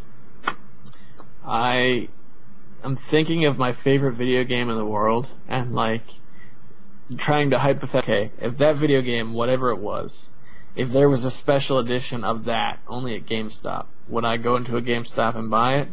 And no, I don't think I would. Well, I love my Metal Gear. The other time there was a GameStop exclusive. What I did for that is for Portable Ops, Metal Gear Solid Portable Ops. And it was a PSP clip-on armor case thing, and I didn't buy that. I just waited until after the game came out and bought one on eBay for $10. So it still came from GameStop, but I didn't go and get it. But GameStop still benefited from the original purchaser of that.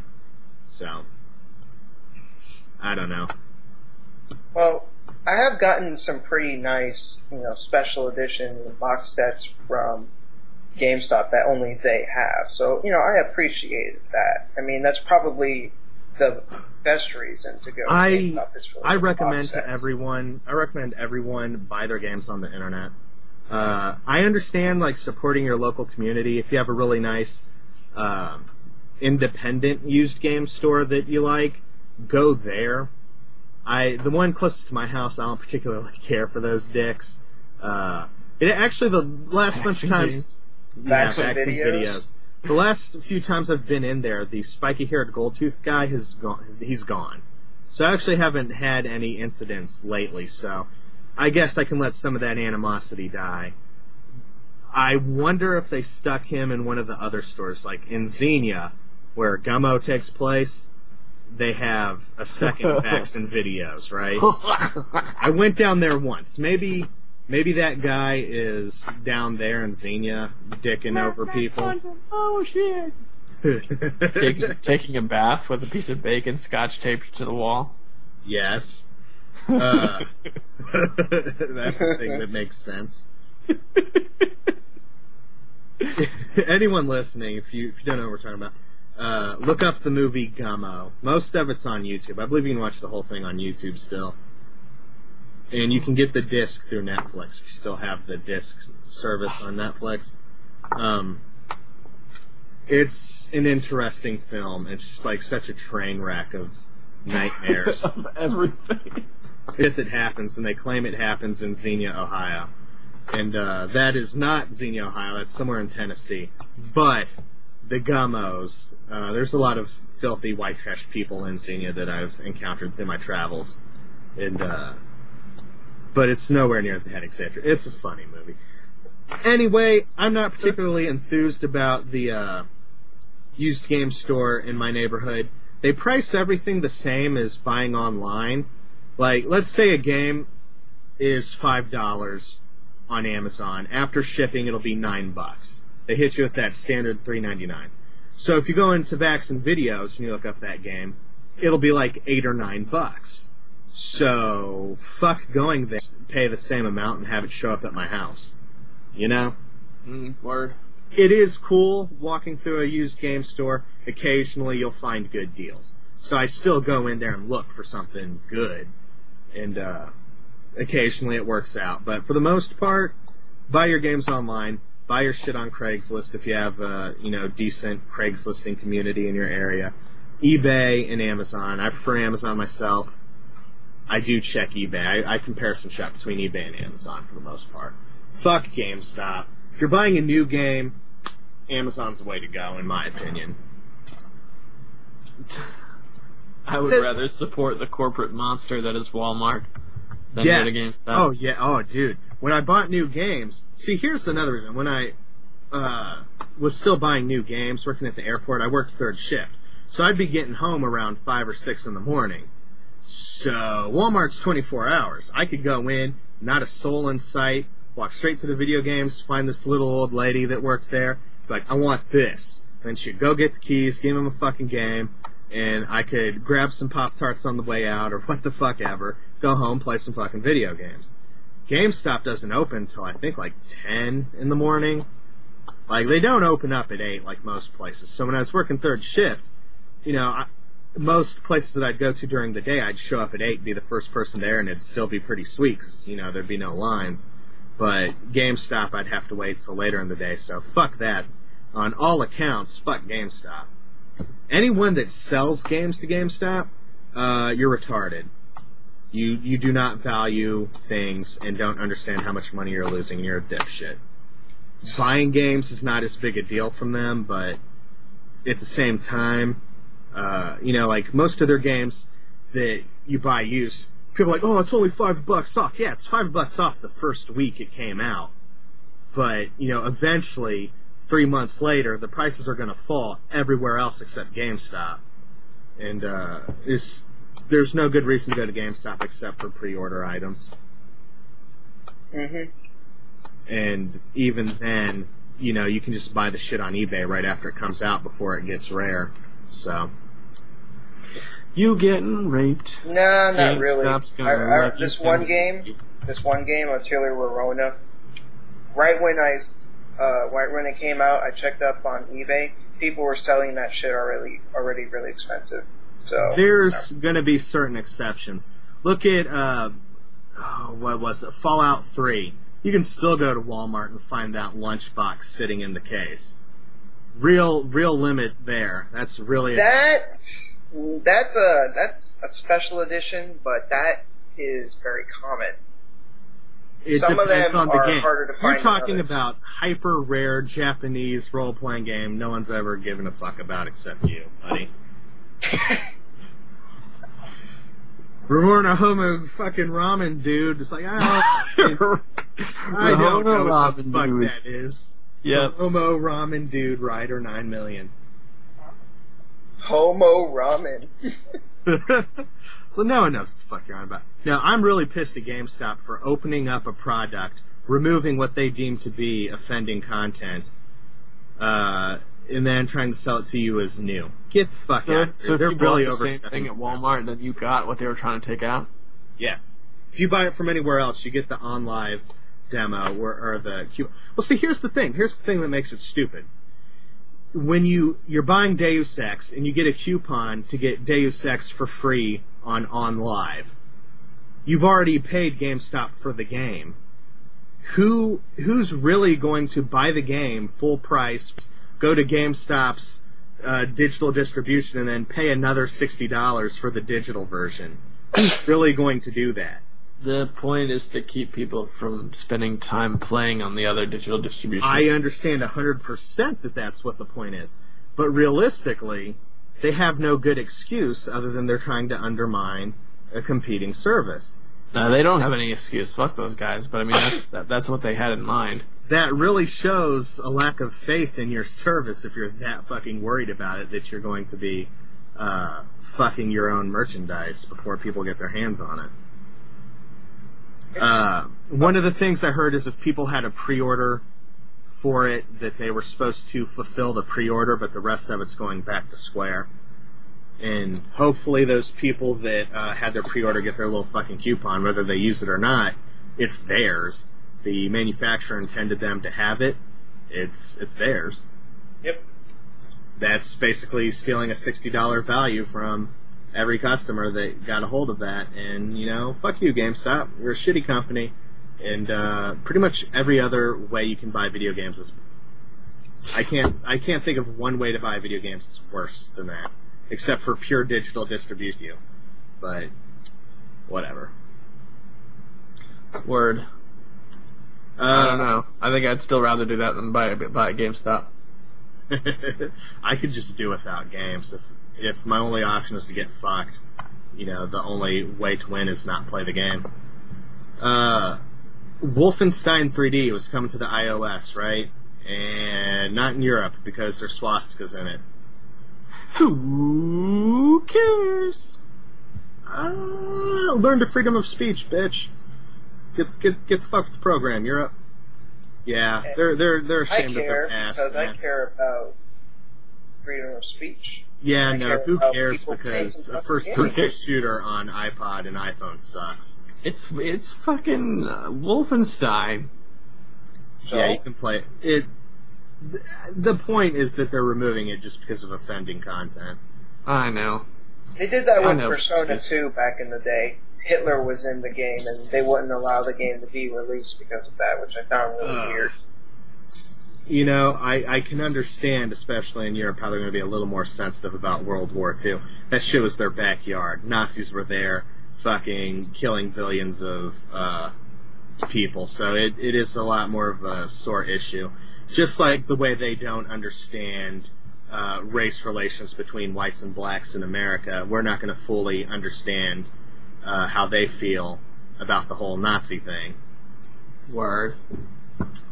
So it seems a little bit sillier to us, like, oh, freedom of speech, herp-a-derp.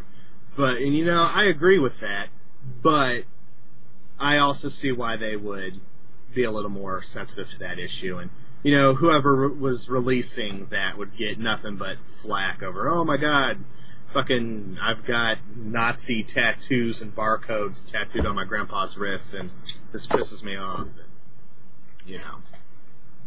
Word. So, Canada's getting a fucking 360 bundle.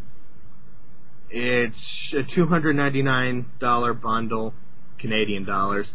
It comes with a 250 gigabyte 360 and 5 downloadable games, and they're 5 really good downloadable games. Alan Wake, Gears of War 2, Halo 3, Fable 3, and Halo Wars. Those are the games you're probably going to want to play if you're buying a 360. And for $300, you get the $300 360 and 5 free downloadable games. That's pretty baller. Sounds pretty sweet, man. If you're a Canuck and you can pull yourself away from moose wrestling long enough to get down to the video game store. And drinking maple syrup. And saying Zed instead of Z. Hop on your Caribou and ride on down to local retailer and pick up your 360. It's a pretty sweet bundle. If you're in the market and you don't have one yet, I would go that route. Man, some dude on the internet put together a game called Mass Effect Dark Corners, and it's a side-scrolling beat-em-up. And there's a YouTube video and a link where you can download the demo, and it looks kind of sweet. Saw that. Have you seen the video? There was an article about it on indiegames.com/blog. Oh yeah, I watched a little bit of the video, and it just looks like random Mass Effect characters walking to the right, beating shit up. I think I'd rather play Halo Zero. That's something that I'm going to need to pass on to, like, Douchebag, and, you know, I'm sure he would appreciate this. Oh yeah. Mass Effect! It says Mass Effect on it. Fuck yeah. Dagnabbit. Scoop that doobie down. I think it was doggone it. I think it's doggone it that he's always, like, every episode he'd say doggone it, and that shit cracked me up. It's like, yes. Haven't heard that on the merger yet. I'm sure that's being suppressed. Fuck your local colloquialisms. Okay, some important, hard-hitting news for the Elder Scrolls V. You've got a nice new computer, Alex. I'm sure with a few upgrades you could run this shit when it comes out. And you really want to run this at top specs because this game has same-sex marriage in it. If you want to marry a dude, they'll let you do that. Or if you want to marry, like, you know, a cat lady, I'm sure that's possible too. Dicks.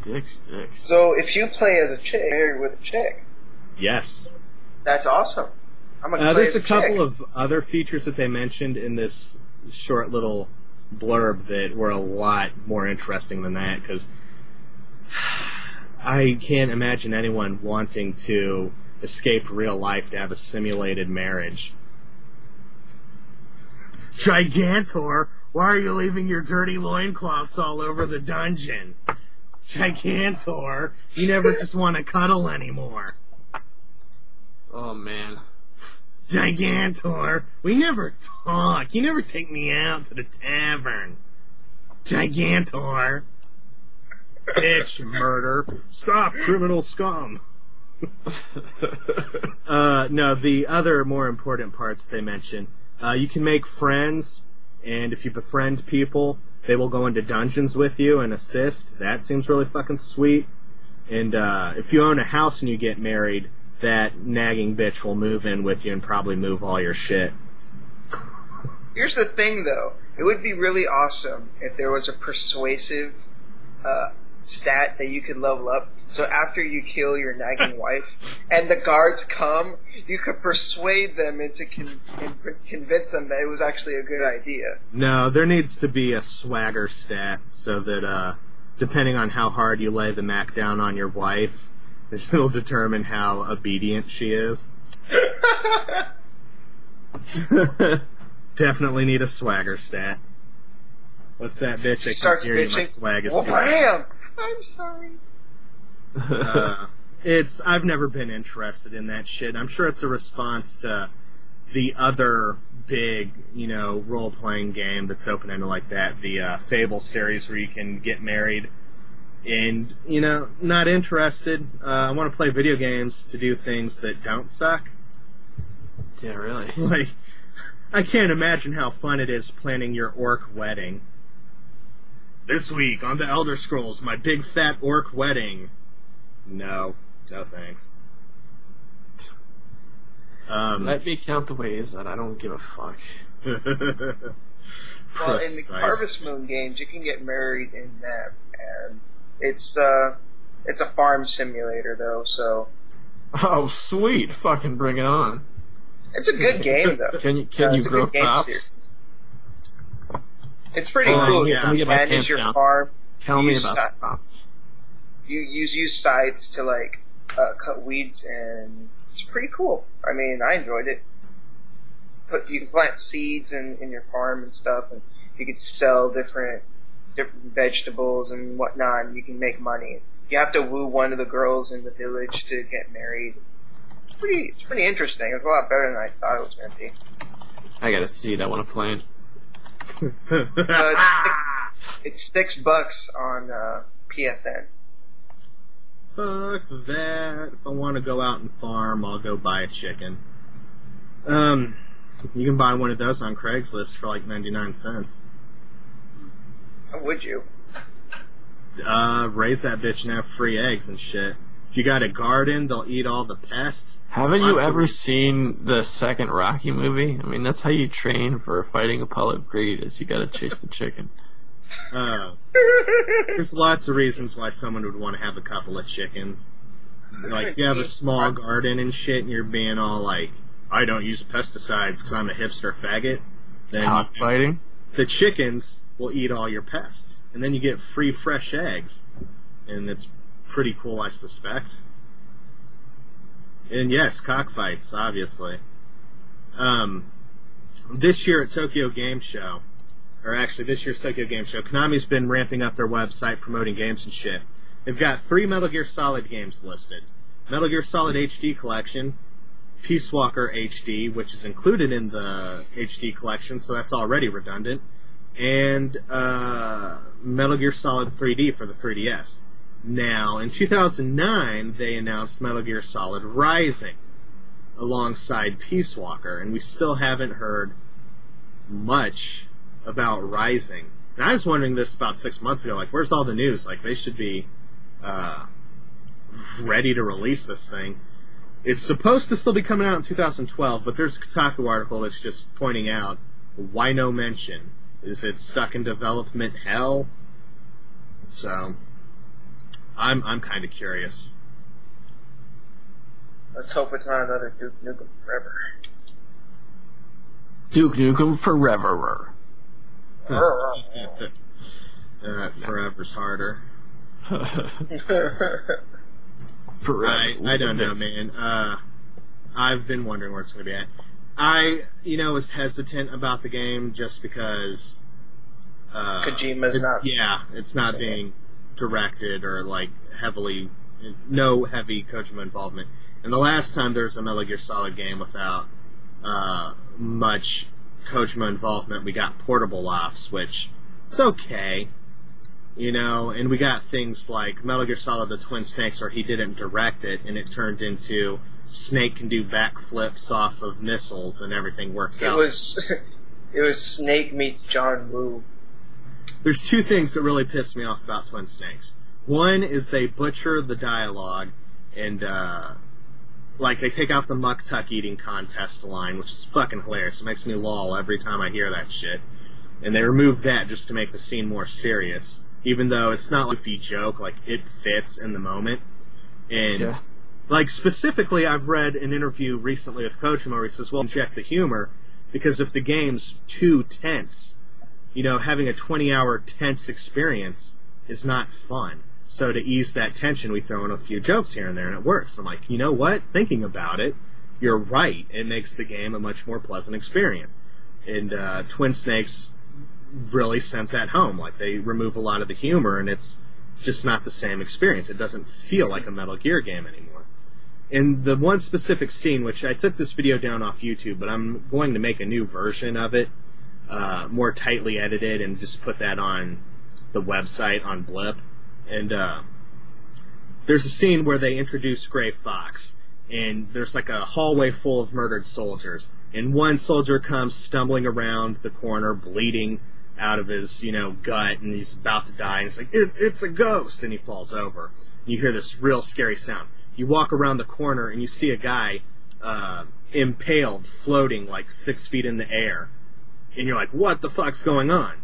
In Twin Snakes, when you walk around the corner, you see a robot ninja and a guy impaled on a sword. It's a ghost. It stops to make sense. But the line is still there. Like, no, that's obviously a robot ninja. I can see that it's a robot and has a fucking ninja.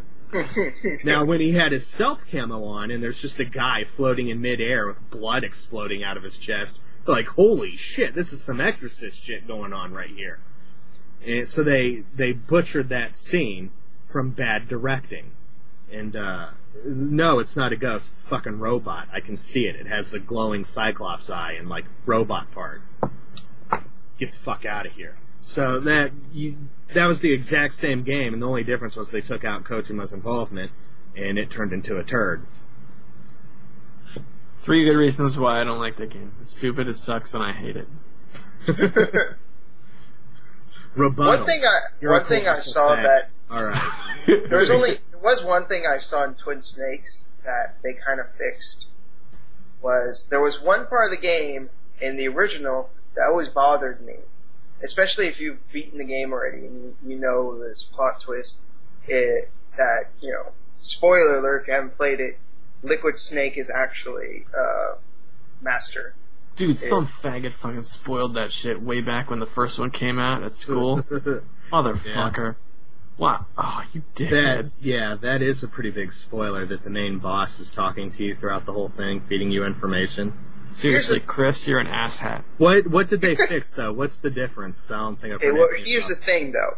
And towards the end of the game, when you know that big room with Metal Gear, right? Yeah.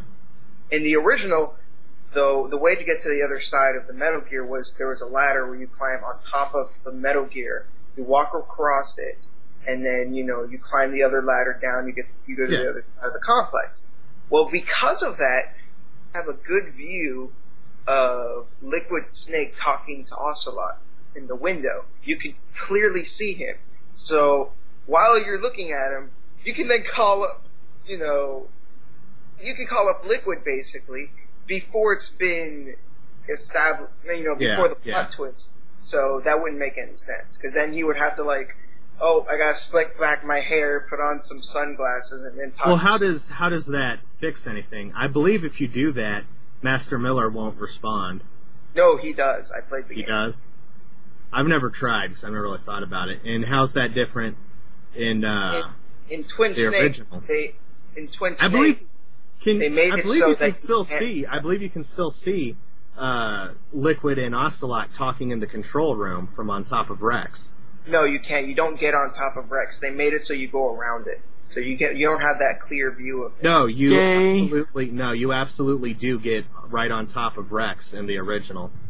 No, in the original you do. In Twin Snakes you don't. Oh, okay. That's what I'm saying. I was gonna say, I remember walking on Rex and being like, this shit rocks. That's where I'm sorry, the first one was my favorite of all those games. That's what I was trying to say. That was one thing they actually fixed in Twin Snakes. They fixed that, like, oversight. Yeah, Metal Gear Solid 2 is not for you. You really have to pay attention to the last quarter of the game to know what the fuck's happening. I need scissors, 61. That's Metal Gear Solid 2.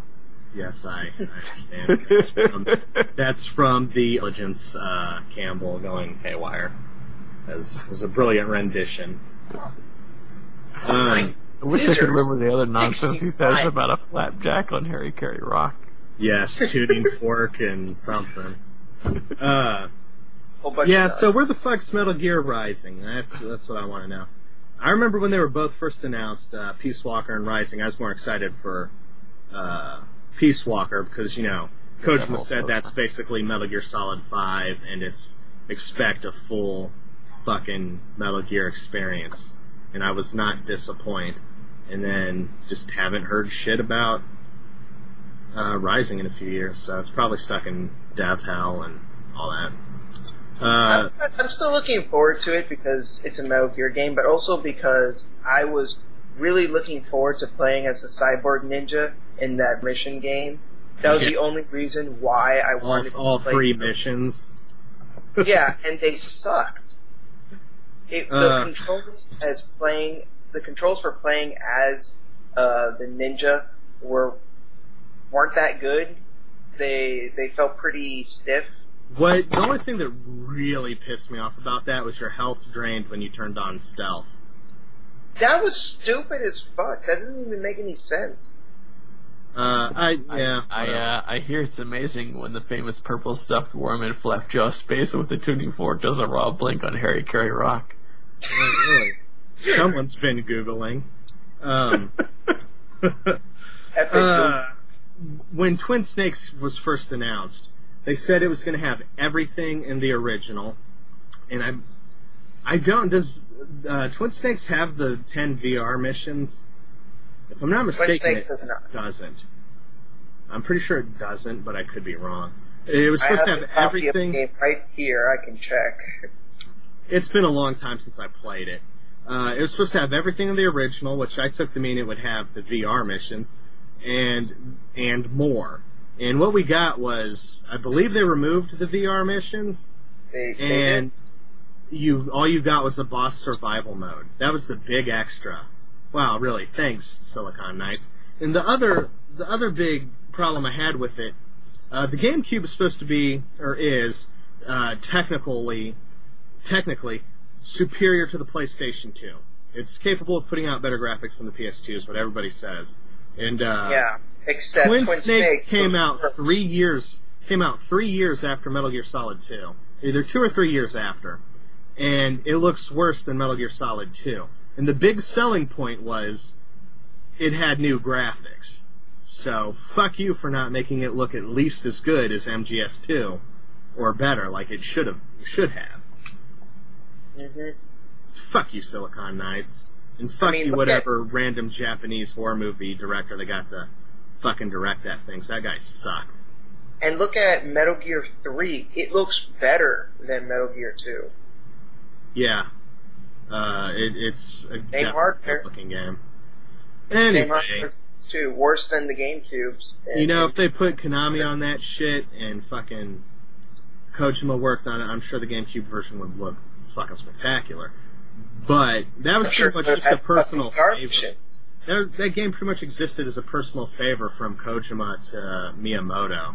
It's like, yeah, you know, I guess your GameCube should have a good game on it for people that aren't infants. So here you go. Actually, whatever. I think I remember reading an article where Kojima was having lunch with one of the directors of Final Fantasy or something like that, and he told him, "Hey, you should remake Final Fantasy VII." What's up with that? I'm gonna go get a string cheese, you bitches, because this shit's too hardcore for me. Okay, nerd. Final Fantasy VII is too hardcore for you? It's too hardcore for me. Fuck that faggot shit. There's a game that I've been keeping up with. It's called Soul Exodus. It's kind of a Wing Commander space sim thing. There's a video of it from PAX, I believe. And I'm going to post a link to that. So anyone that cares about space flight, sim, action games, check that shit out. And let's see. Are you back with your string cheese? Nope, guess not. Making all those fucking noises. Let's see. There's also an article that popped up on Kotaku where they're giving a tour of North America, or Nintendo of America. Tour of North America. There's a fucking feature on Kotaku where they're doing a tour of Nintendo of America, and Steven Totilo walks around. There's a couple of video clips. And what sucks is they didn't let him show all the cool shit. Like, the parking garage was apparently themed to, like, Mario Kart. And, that's pretty fucking badass. But they won't let you show it on video. They won't let you show it on video. Apparently, the room is Legend of Zelda themed. No pictures or video. But you can read about it. Oh my god. Lame! Yeah. There's a couple of videos, like, they show the entrance when you walk in. Apparently, some of the chairs, like in the waiting areas, are shaped like D-pads. No. Next time you get up to get food, mute your mic. I'm sorry. Yeah, I didn't think it'd be about the D-pads. I didn't think it'd pick up that well, but man, there's a lot of banging and clanging. I'm using a snowball. Sorry. Yeah, I understand. You can hear a fucking mouse fart from across with one of those things. It's a good mic, man. I fucking love it. And then, let's see, the last thing we got on the show notes, Pokemon trading card game online. What are your thoughts on that? Don't care. I really enjoyed the Pokemon trading game on the Game Boy Color, but only because it was very close to Magic the Gathering. You know, because they're both from Wizards of the Coast. If I'm going to play it on a computer, might as well just play Magic the Gathering. Okay. I tossed that link your way because I thought you might enjoy it, but apparently I was wrong, and I'm going to sulk in shame. I'll peep it out. I did favorite it. I don't know. It is what it is.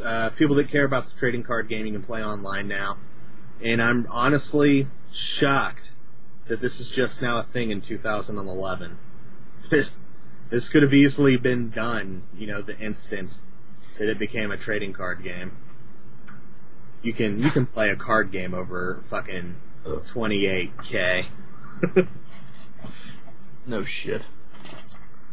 Play Elements of the game. That's a much better browser-based collectible card game that you can play for free.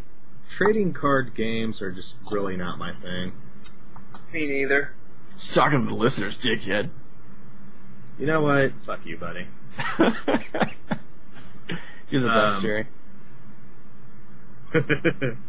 Hold on, I gotta type this into chat. I can't say it out loud. Alright, guys, I'm gonna read whatever he says, so don't worry. No, you're not. That's how I end everything that comes out of that guy. And then, I guess we're just gonna move on to some fucking emails. Those other links that are in the show notes were just things that I was going to watch later, but I was restarting my computer, so I just tossed those there and checked them out later. If anyone cares, the new Driver game, there's some faggot rapper talking about his faggot song, and then there's a new video from the gaming historian about Medal of Honor, if you give a shit about that. I don't give a shit about either one of those things. Yeah, you know what? Fuck Norm. Yeah, that's right, Norm. I'm coming for you. Fuck you. Whatever. I don't know that guy. He's alright. I like his videos. They're okay. They're okay. It's like, fuck you. Not really. You're alright. But you know what? Mondo Coolcast is all about hate. Spreading hate and fucking negativity and fuck your shit. Fuck Norm. I don't know, he seems like a nice guy. I probably wouldn't hang out with him because he looks like a fucking nerd, but... Your fucking degree. Your fucking teaching credentials. Every time we talk about fucking teachers... I gotta pull down my video game videos because I teach. Your job sucks. You can't even talk about video games. What, are they afraid your students might give a fuck about you because they know you're not lame as fuck? God damn. I'd probably like a lot of my teachers so I could be like, hell yeah, man, Borderlands was the shit, dog. I remember my gym teacher got lost in Metal Gear Solid. I can't believe I haven't told you that story yet. Yeah, he couldn't figure out where the sniper rifle was in the first one. Yeah. That shit was funny. Really hard to get stuck in that game, because if you get stuck, they call and tell you. like when Meryl gets shot and they say, in this exact place, this exact location, you can get a sniper rifle, Snake. Hurry. He was a gym teacher, though. Yeah, a lot of people surprisingly skip cutscenes. Can't do that in a Metal Gear game. You gotta hear what they're saying. So they tell you what to do if you fucking pay attention long enough to hear it. I didn't skip cutscenes in the first one. I go all out, man. Every time I hit a new area, I will call everyone and see what they got to say. I only, like in Metal Gear Solid 2, if you bug someone enough, they'll tell you that Vamp is called Vamp because he's bisexual, and that's why they're calling him Vamp. I've only heard that in my first playthrough, because after that, I don't care anymore to fucking get on the codec and call every time I do something. But, yeah, email time. Fucking do emails. Our first message comes from Darth Talus. I don't know why, but the player you've got embedded here doesn't show up in Mozilla, but shows up on Internet Explorer. Anyway, another good show. Wish I was home in time to listen to the whole thing live. At least I made it for the jail story. Yeah, I've never tested Mozilla. It shows up for me in Chrome and Internet Explorer. And I've done a little bit of testing with Firefox, but I don't like Firefox. I mostly use Chrome, so that's what I test for everything with, is in Chrome and Internet Explorer. The jail story, yeah, man, it's just not the same without Balzac in the chat room anymore. He always asks for terrible stories from my horrible past. Summer's over, man. Do what? Summer's over, man. Kids have to I know. I understand. You know, I probably would have made the show on a Friday, but I'm trying to get a job, and I know whatever shithole job I get, they're definitely going to make me work on Fridays, I imagine, because every shithole job wants you to work on weekends and shit. Did you get into the Yellow Pages and call the fucking plumbers yet? I'm telling you, it's going to be better than working retail somewhere. Definitely. I might have to break down and do that.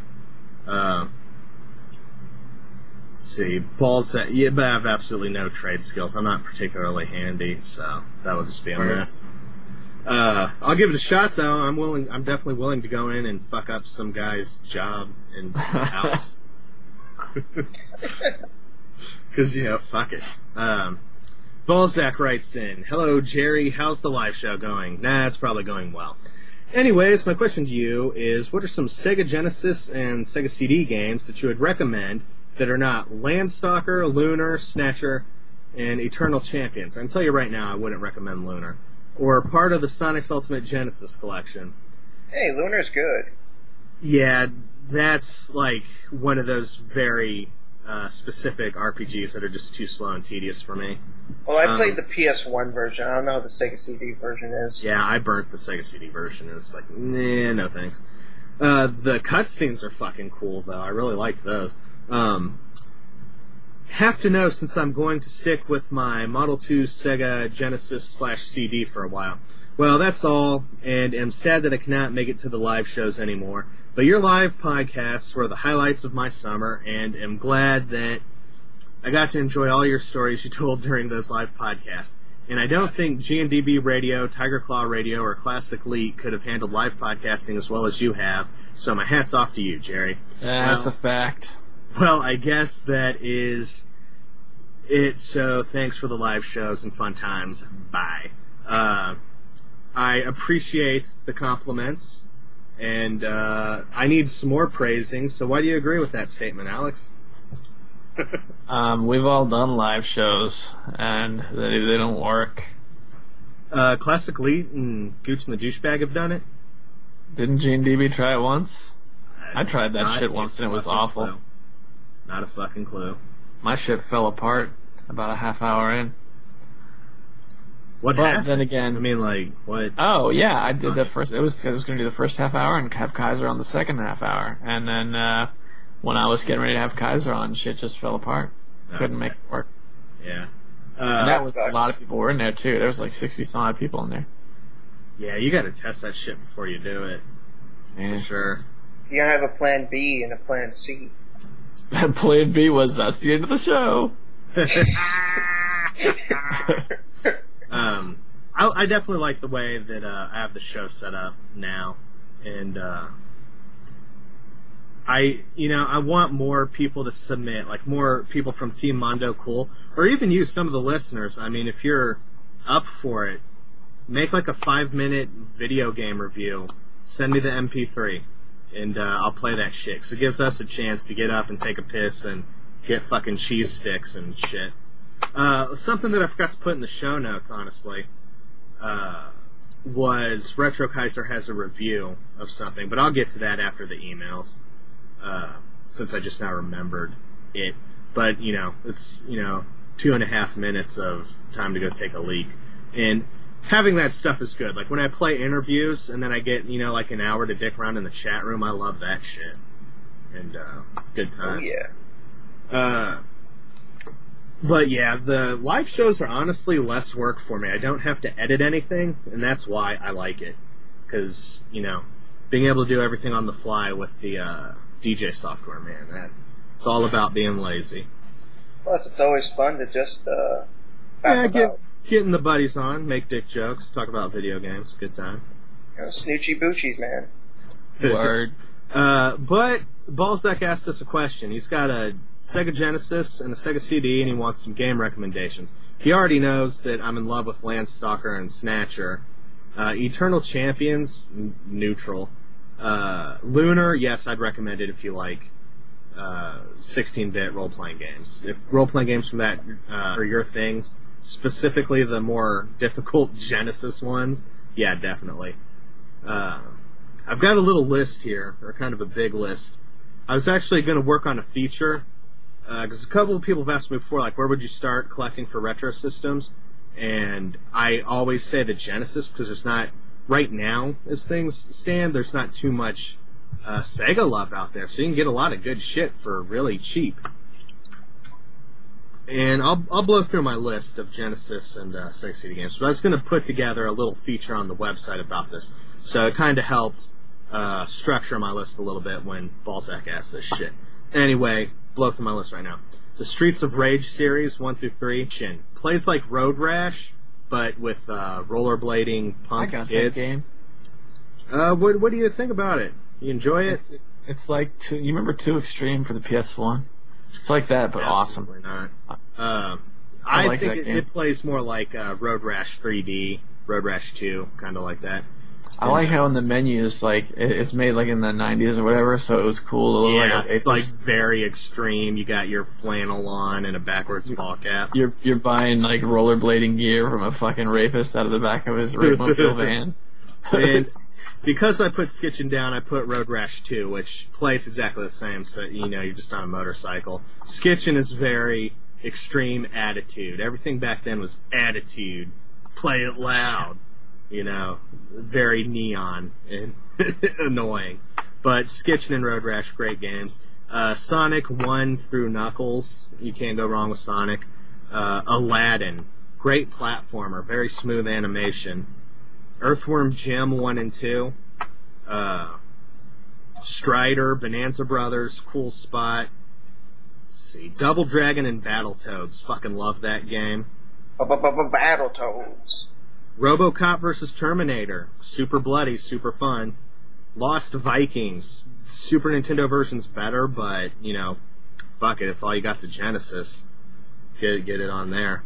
Just, make sure to hit mute so your ears don't bleed. Mega Bomberman, wonderful fucking game. God, I can't wait to get that game. I gotta buy that shit. I don't know why I haven't yet. You know what you need to do? Oh, well, I've got it on 360. I can get a PS3 version of Bomberman and we can play that shit.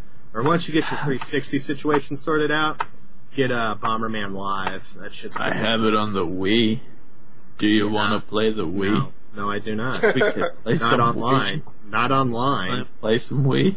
If you want to drive 9 hours and hang out, I'll play it on the Wii.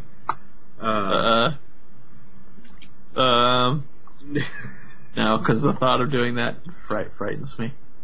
Yeah, you don't want to come to my rape dungeon. And I'll show up in your house and you'll be like, come on in, and you'll have a billy club and that shit's going right in my butthole. No. Next on my sweet list, Contra Hardcore, Castlevania Bloodlines. I'm sure you like it, Art. That's a fucking awesome game. What, Bloodlines? I've never actually played it, but it's one of those, it's one of the more expensive Genesis games in that it costs about $15, which is why I recommend the Genesis. If the expensive Spectrum is like $15 to $30, you're doing pretty fucking good. Sendu's selling a Model 1 for like $20, by the way. That's not bad. That's pretty fair. Let's see. Contra Hardcore, Castlevania Bloodlines. Splatterhouse 2, that's... Whenever I fire up my Genesis emulator on the Xbox, I always go to Splatterhouse 2. I own the real game, but, man, I just play the shit out of it on the Xbox, because it looks really good on my HD TV. Splatterhouse, great fucking game. You really can't go wrong with a lot of the Castlevania games, a lot of the older ones. The ones on the Game Boy weren't that good, though. I played the first one when I was little, and it's not that bad. People talk shit about it. It's not bad. People talk shit about how slow it is, but those people are playing it in 2011, and they're probably playing it on a Game Boy Advance. The last time I played that shit was on a Game Boy Pocket in 2008. Even then, the Game Boy Pocket has a much better screen. If you played on an original Game Boy, the pace that it moves at, if it went any faster, it would just be, pea soup blur. And it was designed for an original Game Boy. I was putting together a review for Ninja Gaiden Shadow, and one of my criticisms was it played too slow. And I happened to have my original Game Boy sitting out on my nightstand. It's like, well, fuck it. This is an original Game Boy game. I'll play it on the original Game Boy and see what I think. And then it clicked. It's like, oh, this is actually very good game design.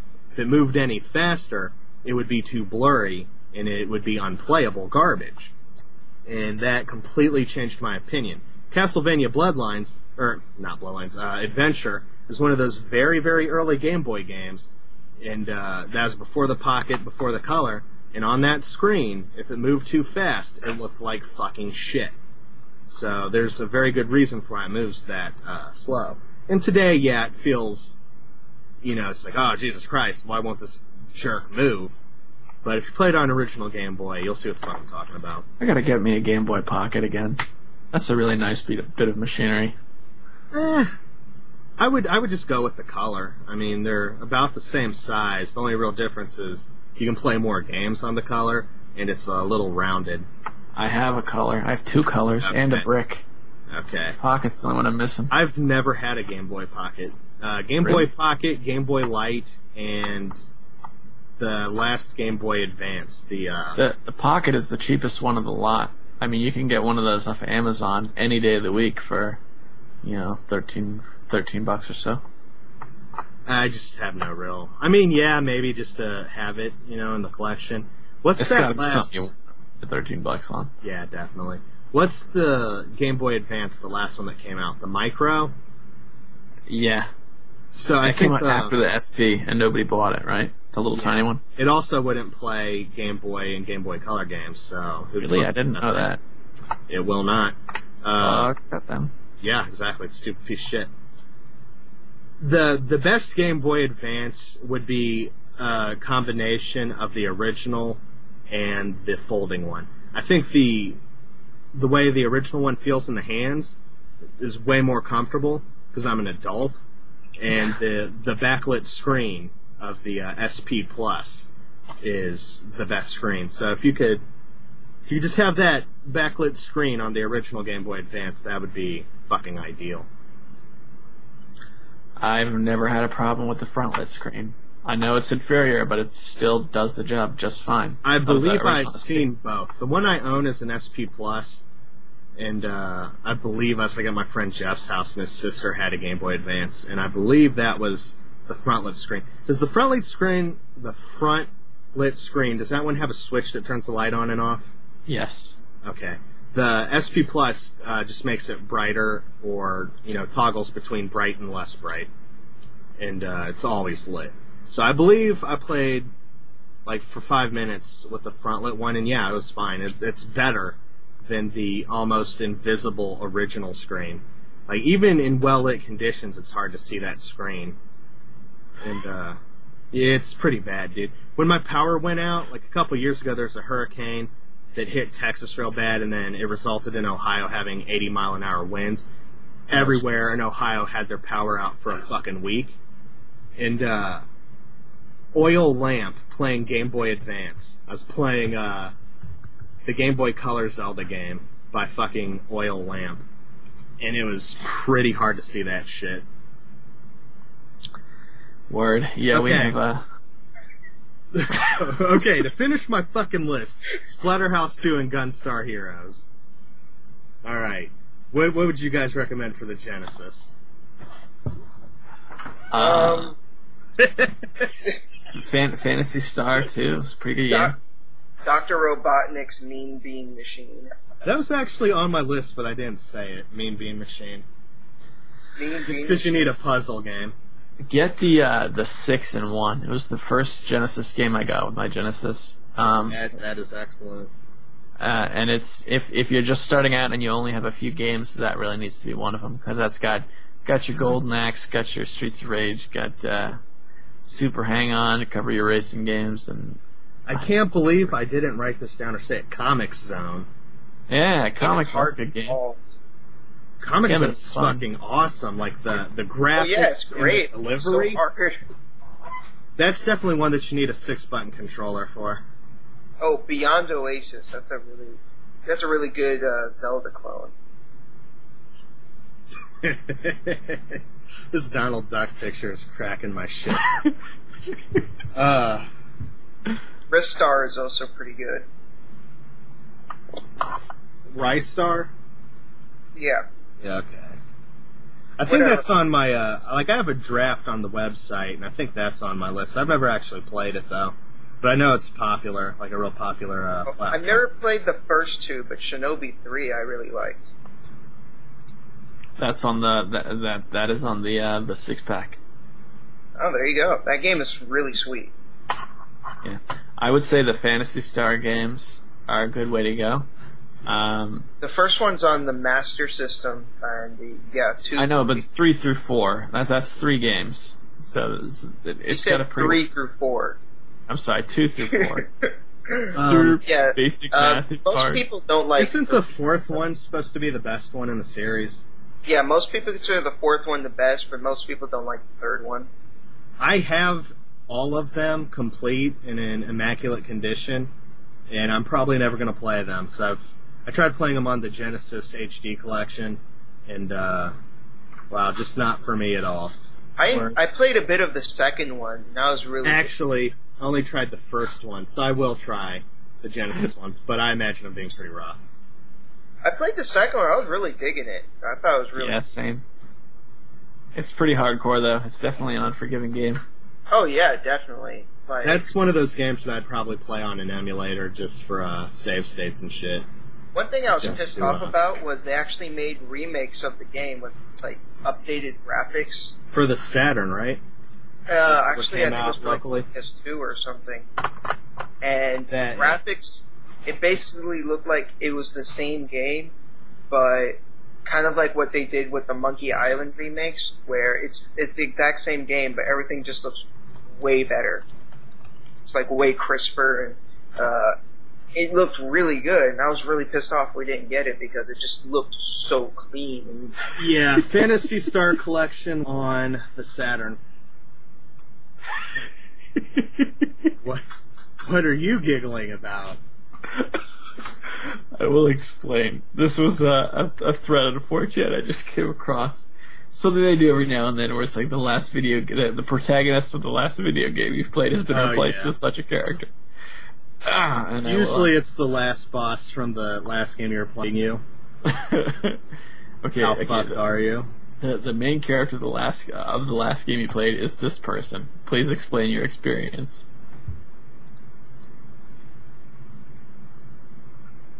Alright, let's copy paste this.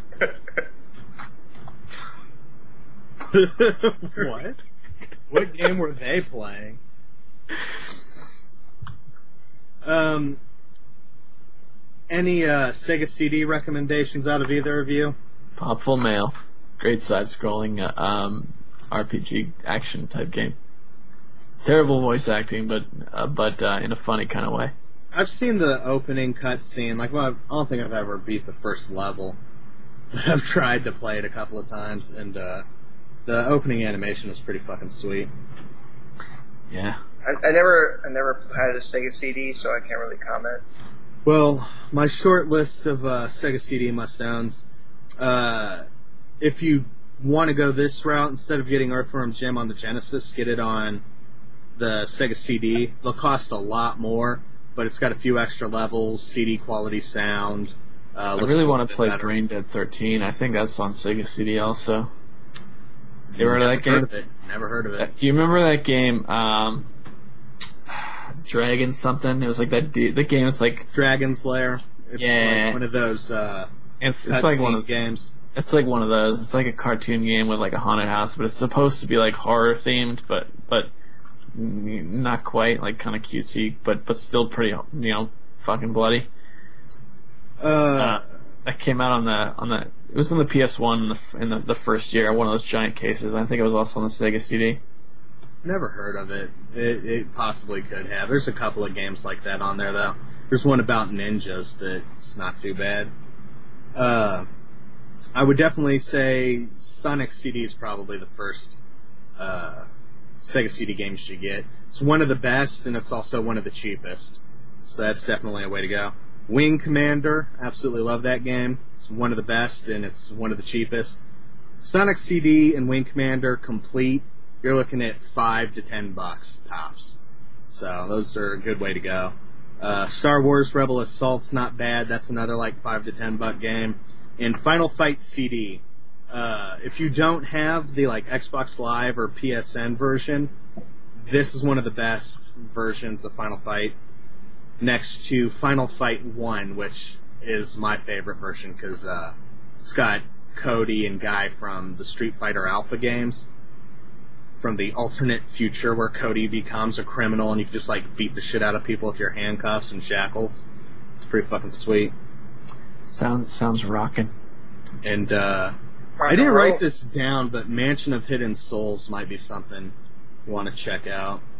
It's kind of like you navigate like you're on rails and you solve puzzles, kind of like a horror game. Oh, kind of like D. Yes, actually, yeah. Fucking Jinx and shit. Kind of like D. At least the Saturn version is. I've got both, but I've only played the Saturn version, and that version plays a lot like D. I know that the two versions are different, but I believe the fundamental gameplay is the same. You just sort of go around this mansion solving puzzles, and there's ghosts and shit screaming at you. It's kind of that reminds me. I don't recommend anyone play this game, but I recommend watching someone let's play it. It's a PS1 game. It's called Juggernaut. And it plays just like what you're saying. It plays kind of like D and the Mansion of Souls or whatever. And it's really bad, but I can't help but like watch it and be entertained by the game because it's just so bad. Yeah, like Mansion of Hidden Souls is one of those things that I would just go through with an FAQ and just to get through it and see it and be like, cool. It's weird though because it's about this guy and his girlfriend's soul has been like sucked away or some shit, and he has to like, it's so weird. He has to put his like soul into like mannequins or whatever. He has to turn like a little one, and oh god, it was so weird. And there were parts where this priest dude comes in and he's like, I must wash away your memories for no reason, and then he has to like enter this like completely alternate segment of the story. Actually, it's like a completely different story. He's playing as a completely different character. It's a completely different story that has nothing to do with the. I'm just watching this and I'm like, what the fuck is going on? It's so weird. Zip zop zoobity-doo. But the Let's Play, watching the guy play through it, him and his friend was just so hilarious. I found the new Skype's fucking volume levels, and it is where, the little cell phone bar tower thing. So you click that, and then it brings up a couple of options: microphone, speaker, webcam, computer, and connection. You go to speaker, and then it's got the volume slider.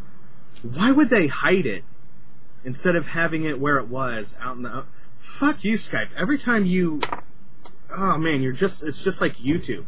Every time they update it, it's fucking worse. Get the fuck out of here. Because I'm not going to remember this shit next week that I have to click through all this shit, and I'm going to get pissed. Ugh. Motherfuckers. Goddamn cocksucking motherfuckers. So, yeah, those are some good recommendations for the Genesis and Sega CD. And of course, burn yourself a copy of Snatcher and play that shit. One of the best games ever made. But Earthworm Jim Special Edition, Wing Commander, fucking Star Wars Rebel Assault Final Fight CD, Popful Mail, I would recommend that as well. At least worth checking out. And Sonic CD, one of the best Sonic games I've ever played. That's my favorite Sonic game. Now, if you want to be a real pro, go out and get yourself a 32X, buy yourself a copy of Knuckles Chaotix, and Star Trek Starfleet Bridge Simulator, whatever the fuck it's called. That game's pretty fucking awesome. I absolutely love it. Blackthorn, or Blackthrone, one of the two. Blackthorn... Yeah, I think the Super Nintendo version was better, honestly. Than the 32X version, really? I think the 32X version looks like dick. Look them both up on YouTube. I did not care for the art style on the 32X version. They're both like pretty much exactly the same game, but I think the one on Super Nintendo looked better in my opinion. Wow, that's surprising. Good game, I hear. It's, whichever one looks the best to you. would be the one to go, but I remember the Super Nintendo version. That one looked better. But, you know, I'm the guy that thinks the Super Nintendo version of Lost Vikings 2 looks better than the PlayStation version. Some people disagree with me. I actually agree with you. I like the sprites. Well, we're not assholes. That's the problem. I saw the PS1 Saturn versions of Lost Vikings 2, and I was just like, it looks alright. The soundtrack is worse. The voice acting is dreadful. There's nothing good about it other than maybe it got someone to play the other versions or the original or something. Well, those versions weren't handled by the original team. Yeah. And I don't know if it's just me, but it feels like the PlayStation and Saturn version controls slower and a little clunkier. Alright, Death Classic, Adder. Right? Wait, Death Adder's asking, hey Jerry, who'd win in a fight, Solid Snake or a Sega Saturn? Well, the Sega Saturn can summon Segata Sanshiro, and then you got a little more of a fair fight. But I've seen some of Segata Sanshiro's moves, and that dude is pretty tough. So I'd give it up to the Sega Saturn. Yeah, that dude was pretty badass. He looked like Sonny Chiba's cousin or something, and you don't mess with Sonny Chiba. Segata Sanshiro is like the exaggerated Chuck Norris jokes, except for instead of reading a funny two-liner, you get to see a video of someone being fucking awesome. If you don't play the Sega Saturn, I will kill you. Yes, he terrorizes children. He pretends to be Santa Claus just to traumatize them. So yeah, I would give it up. I'd give it up to that. So there's your long 15-minute answer to your question, Ball Zach. There's some fucking Sega games. That's why I recommend the Genesis is the best place for a retro gamer or someone trying to get into retro gaming, because you can add all this bullshit and you can experience 8-bit, 16-bit, and 32-bit games on one monstrosity. So many bits! 8 through 32, that's all the good ones, man. That's when they still kept count of the bits.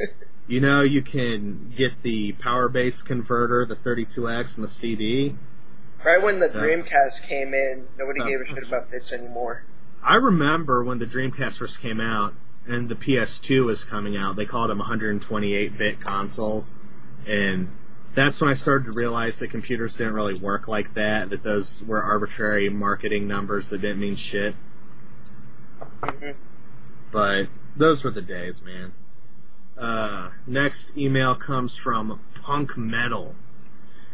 Hey Jerry, my name's Phil. I'm a fan of the Cool Cast and used to sign into the live chat with the name Punk Metal. I haven't made it to the live cast in a while, but still download the show frequently. Episode 36's conversation about VHS video game promo tapes reminded me of a 10-minute Star Fox promo VHS I won in an arcade about 15 years ago. It's cheesy, but one of the most interesting pieces of advertising I've ever seen, involving Sega and Sony employees kidnapping a scientist with pizza and Mario tortured with a car battery. It's uploaded on YouTube, and I'll paste the link at the end of the email. If you're interested in VHS promos, it's worth some time checking out. I remember getting a bunch of promo tapes and demo discs in the mail, including that Donkey Kong one you were talking about. I'll have to dig them out of my garage. Collecting and archiving that stuff sounds like a cool idea. And I've seen that N64 video before. I'm going to put this up in the regular part of the show notes so I remember to link it when I put this shit on YouTube and the website and shit.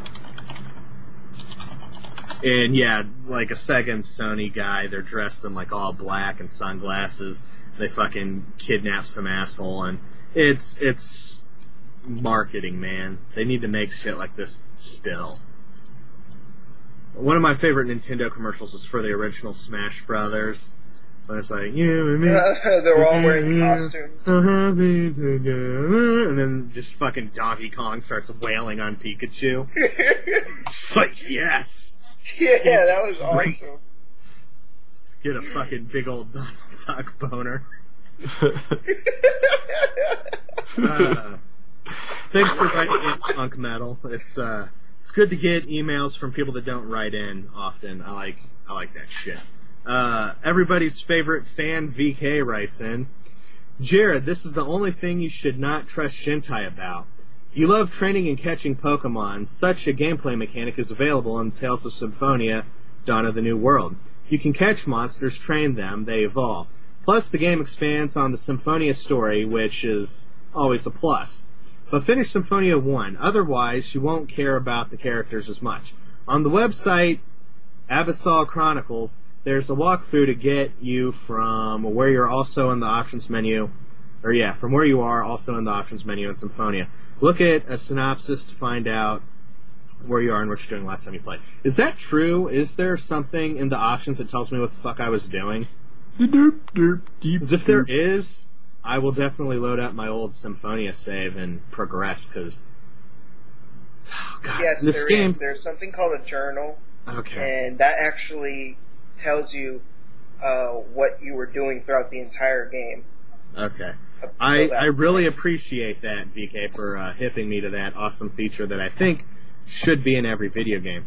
That was in the first Metal Gear Solid, and I absolutely fucking loved it. Oh yeah, every time you would load the game. Would you like to read the mission log? Yes or no?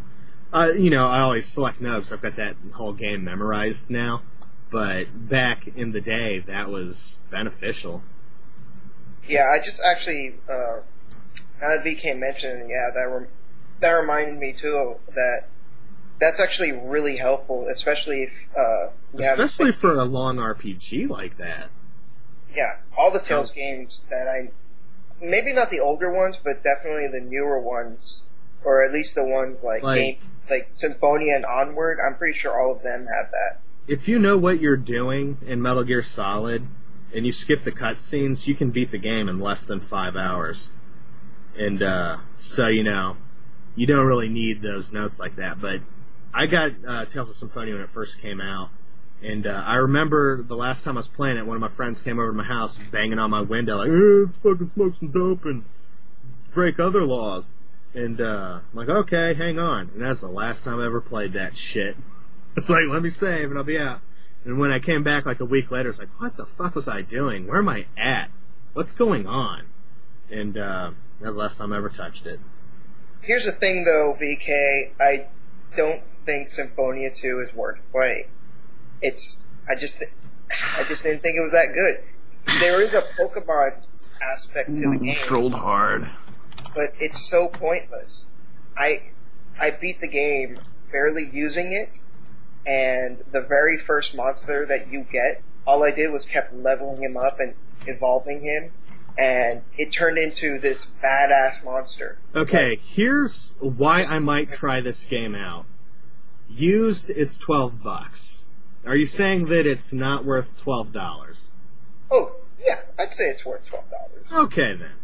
I think we can all agree that... I don't think it's an awful game, but in my opinion, it's probably the weakest Tales game that I've played. Brand new, $16.49. Would you go $17 on it for brand new? That's pushing it. So that difference, that's the make it or break it zone? Yeah, for me. Okay. $12? For hey, go $12, I'd give it a shot. And I may, if I'm gonna, you know what, VK, just because you wrote in and you told me that, keep bugging me on Skype. Keep bugging me all the fucking time. Like, have you played Tales of Symphonia? Keep bugging me until I say yes, because I'm sure the first Symphonia my patience will be wore down, and I will just submit. And the first one's definitely You worth have now the been time enlisted in the JerryTerrifying army. You have been given a task in his personal life. Be glad it wasn't brushing his teeth. Or my balls. No, keep bugging me until I play it, because I don't want to forget about it. I was really enjoying the game and its storyline, and I like the graphics, like the cel-shaded look that it had. And, the battle system, it reminded me a lot of Star Ocean. And funny thing, it's... I know the relation. Okay. You know the development team went on to later to found the Tales series or whatever. Yeah, originally shit like that. They used to be called Wolf Team. and originally they just made some shitty games. Retupre actually, Retupre one of their games. But then they were like, fuck this, we're tired of making shitty games, and they made Tales of Fantasia. But they sent it over to Namco, and they wanted them to publish it because originally they, another publisher was, the one publishing their games, but they only published like really low quality games. They didn't want to be associated with them. But the thing is, when they went to Namco, when they took the game, they changed things. And half the team was okay with it, the other half said, fuck this. They broke off. And you see a lot of that in video games. Like another one that pops to mind, the dudes that made Landstalker, they parted ways, went to form their own company or whatever, and made Alundra.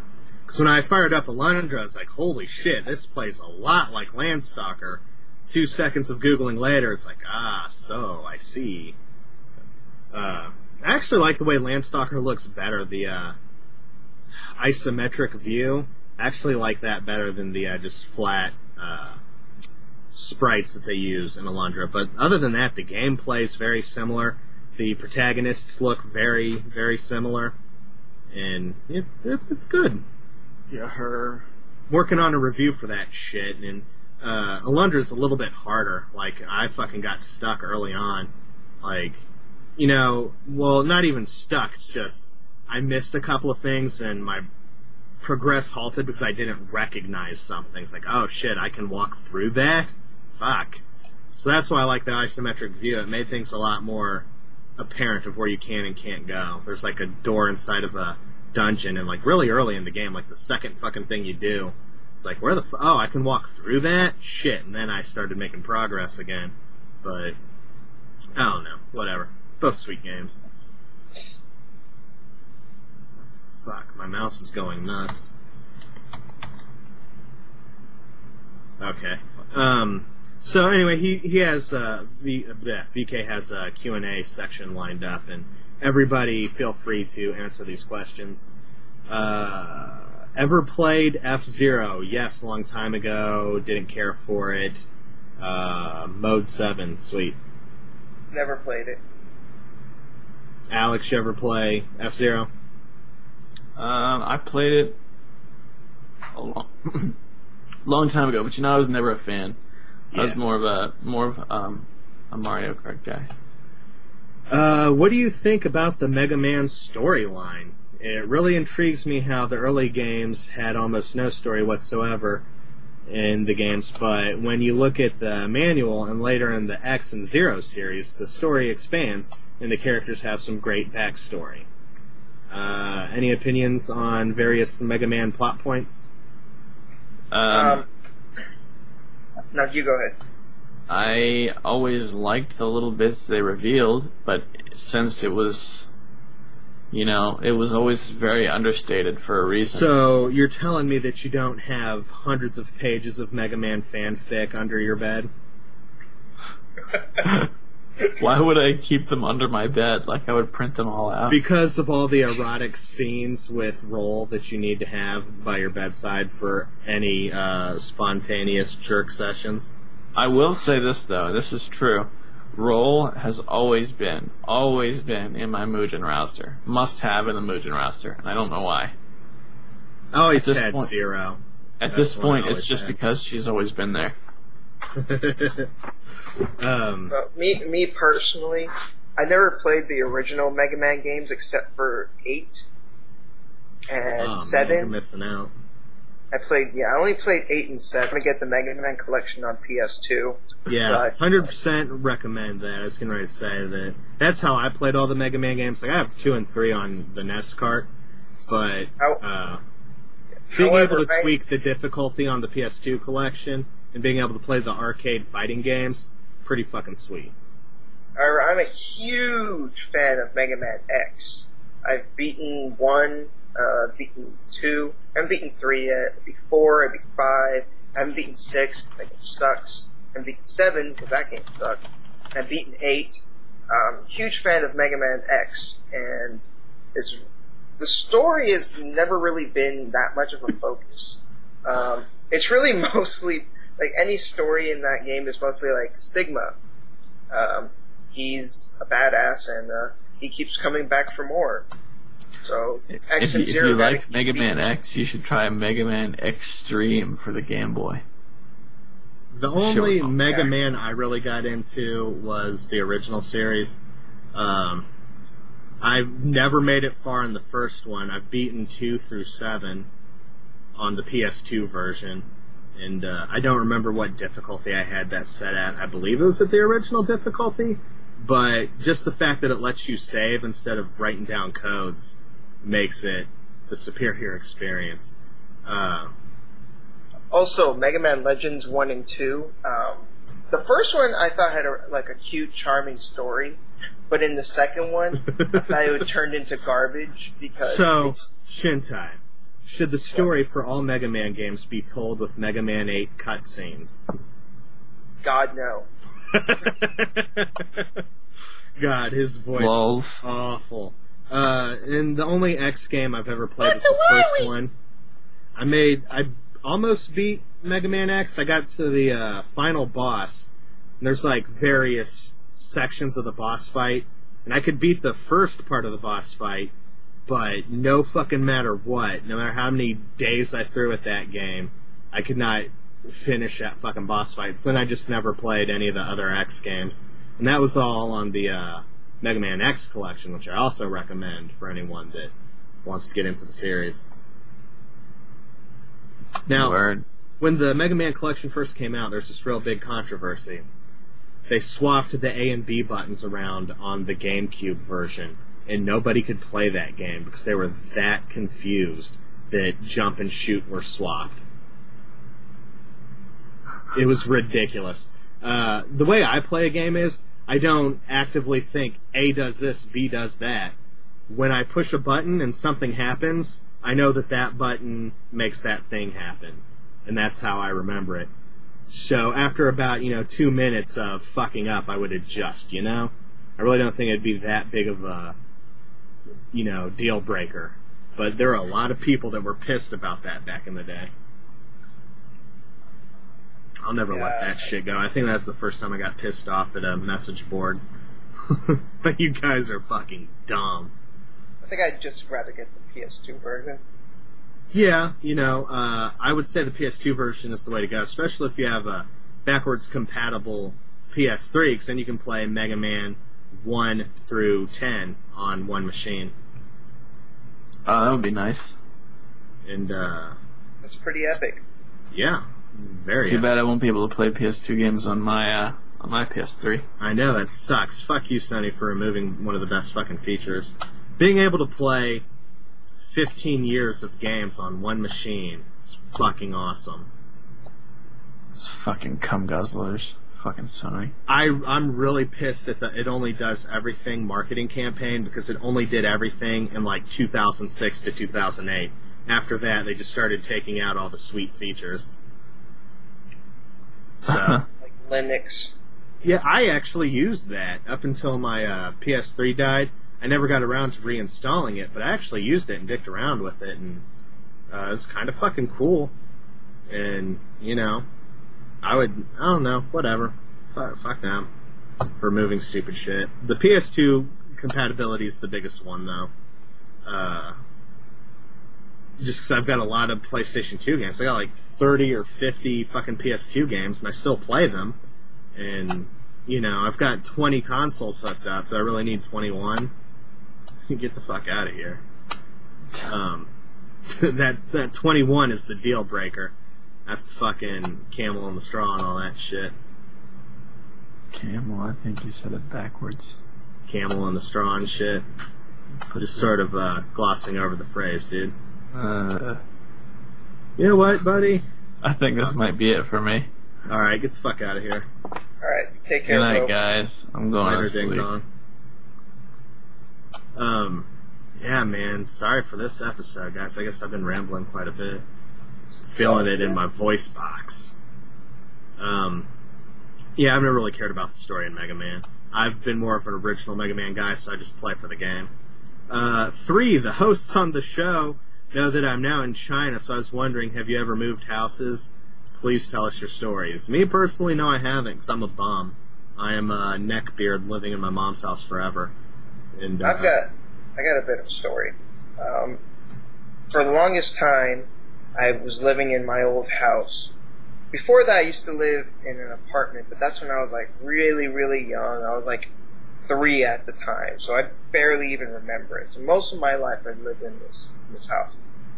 When we moved, this was when I was still in high school. The problem was when the people who were buying our house wanted us out of there ASAP. They wanted us to like get the fuck out of there. We want to move in now. So the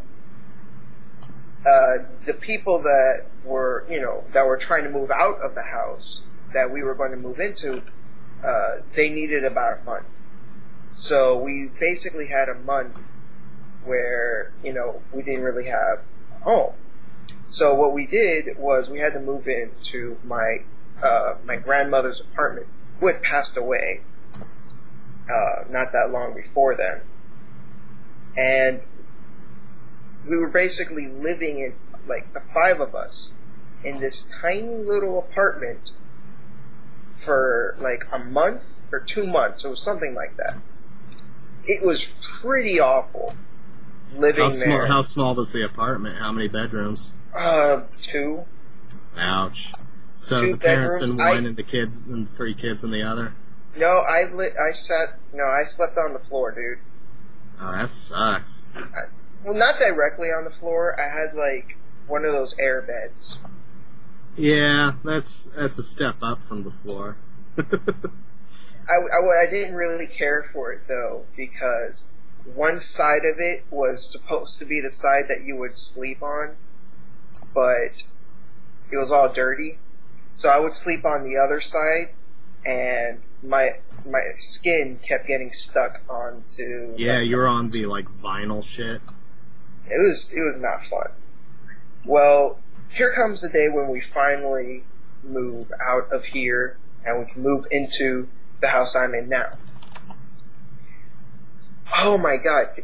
You gotta remember, this is a different apartment complex, and all there is a bunch of old ladies. When I went to throw away some of the garbage that we had, see, they have this door where you would normally throw away the garbage, but it was locked. Sometimes during the day they'll have it locked, and sometimes they'll have it open. Different hours, I don't know. It was dumb.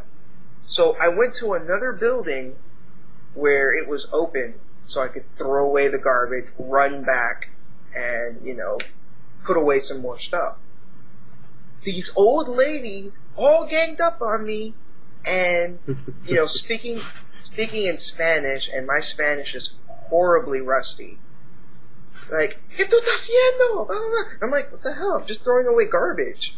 Like, what are you doing? They thought I had a bomb. I swear, I'm not joking. I wish I was making this up. All I did was throw away garbage. And they thought because I ran to their building, threw away there, ran back to the other, for some reason I was up to no good. I was just up to, I was just doing something bad. Oh God. And this lady said that she was going to call the police. And I was like, what are you talking about? Why? And they all ganged up on me. They were, all like yelling at me or whatever. And I was like, oh, it was so stupid. I had to open up the garbage and show them, look, there's nothing in here. There's just garbage. The only reason I'm here is because it's locked in the other building. And they finally let me go. And that's not the end of the story. Funny. Just for me to go back and find my dad in a fight with this older guy. I was like, what the fuck is going on? He was in apparently this guy was really pissing off my dad, because this guy thought that my dad was doing something wrong, because everyone in this neighborhood are just like, they're really suspicious about everything apparently. And this guy was just pissing my dad off. He was yelling at him or something. I wasn't there for that part, so I don't know.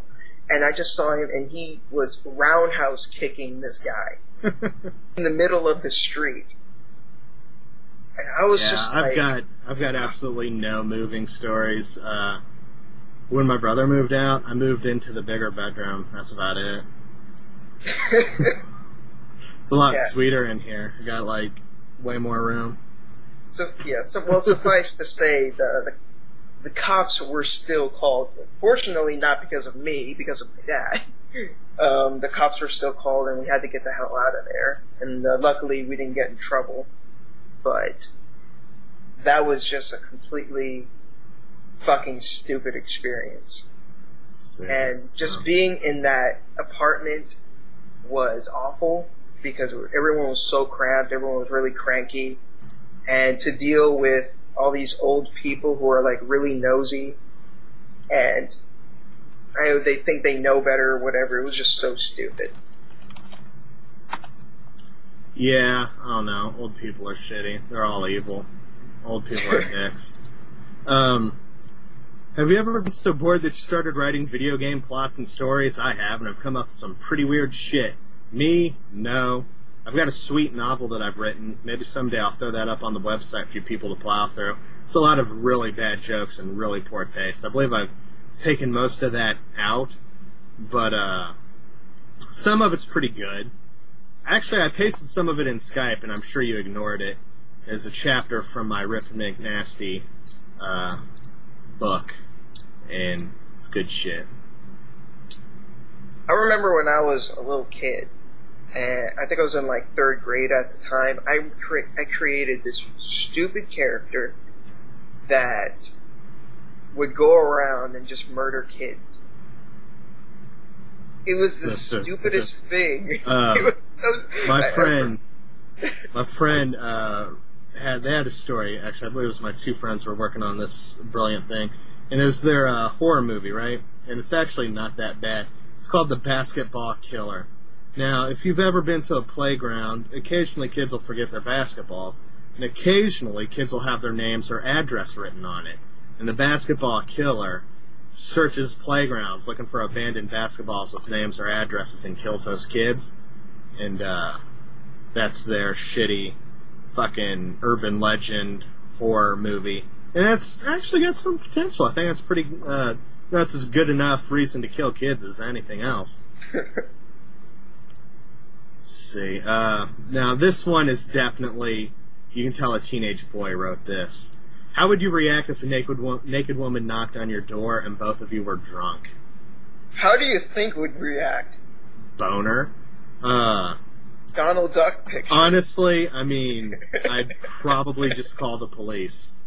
If it was winter, I might let her into my house, but, you know, whenever there's a naked bitch, it's usually like someone trying to kill her.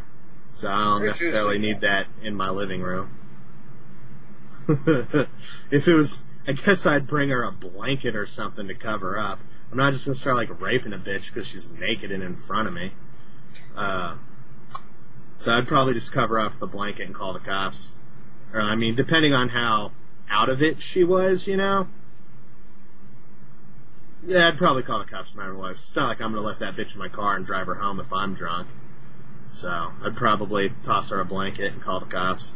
You can definitely tell the owner wrote that. Would you be conscious enough while you're drunk? I mean, how drunk are we? Like, are we like shit-faced drunk? Are we just buzzing and feeling good, or are we like falling over and shitting our pants? Are we like slurring our speech or like?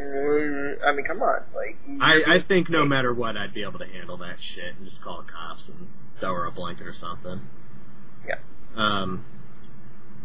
See, what is your favorite? I like Death Adder's option. Take her out to a nice dinner and never call her back. That's pretty funny.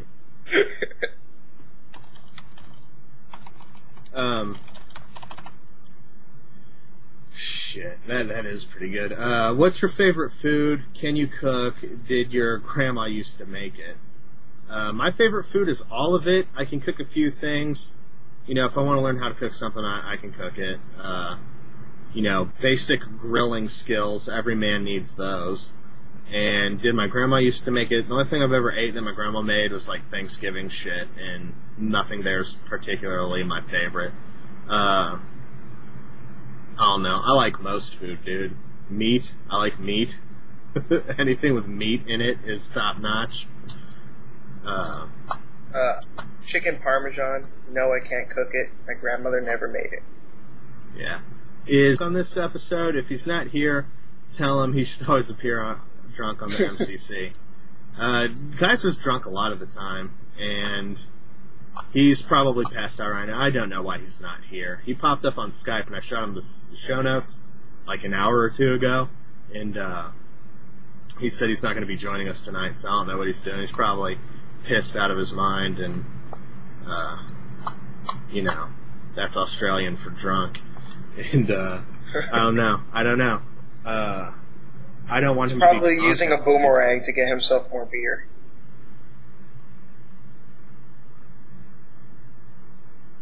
Yeah, who knows? It's like, the beer's too far away. Uses a boomerang, swings it over to himself. Yeah. Nice Foster's beer.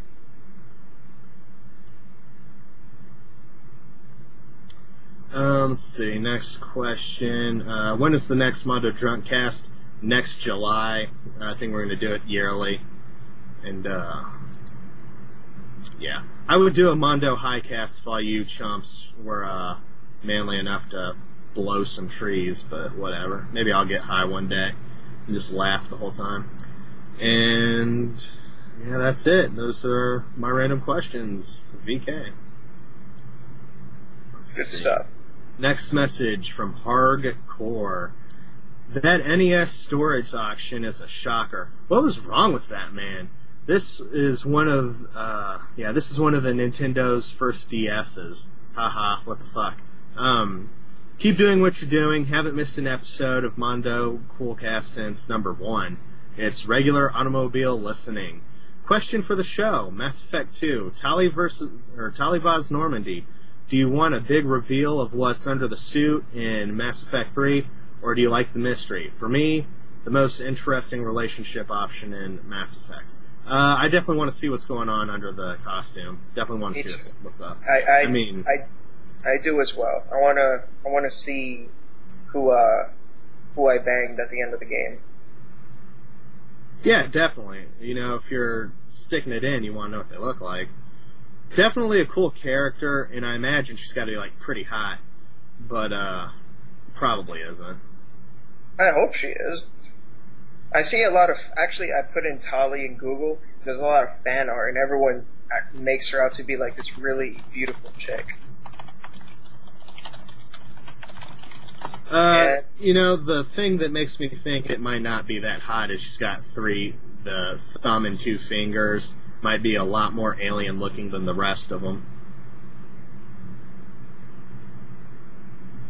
Oh, I wouldn't mind if she's a little alien looking, but not too alien, human, so human looking. Kind of like the Asari. Let's see, Asari. Which one of those? Are the blue ones? Asari are the blue chicks. Yeah, their tentacle heads couldn't do it. That, flopping meat on the back of her head could not fucking do it. You gotta wear a hat or a wig or something. Yeah, it didn't bug me, really. Yeah, because you're not seeing it in real life, flopping around, making juice sounds fucking tentacly and shit. I bet when they finish up, that shit flies out and just ugh. Gross. Put a hat on. Wear a swim cap or something to keep that shit from touching me.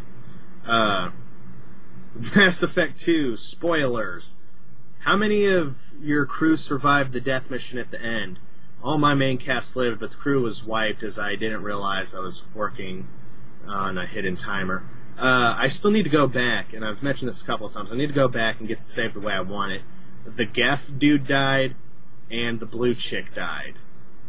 And I saved everyone. I played it again, and the Geth dude died because apparently my mistake is I didn't do his...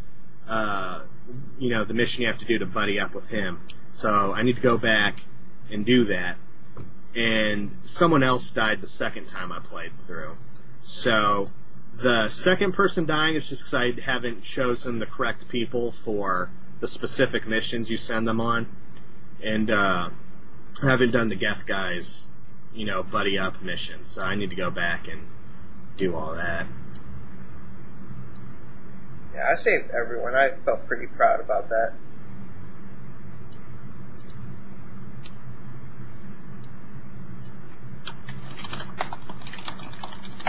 So I don't know. I just need to go through it again, and I've already gone through it twice, and it's hard to find that motivation to go through it again. So I'm thinking I might just roll with it, roll with this current save that I have when Mass Effect 3 comes out. But I really want that Geth guy to be alive and see if he plays any important role in the next game. So I don't know. I'll do something. MN12bird writes in, I found myself going through some of the show note links. Definitely handy to see what you're talking about. Pepsi is sweeter if you ask me, but I like Coke better. Well, I like Coke out of a can much better. Same with Barks, which is Coke brand. I love Barks out of a can, but not much out of a plastic bottle for some reason. And I replied to him. This is when I posted the shit on YouTube. And I actually prefer Pepsi out of a 20-ounce bottle. And Coke I prefer out of a can. And vice versa, I don't think, like Coke out of a 20-ounce bottle just isn't that great. Coke is good out of the fountain or out of a can, and not that great out of a bottle. Pepsi, I can pretty much only enjoy it out of a 20-ounce bottle. There's something that it does affect the way it tastes. Yeah, I prefer Coke out of a can. I prefer Pepsi out of a bottle.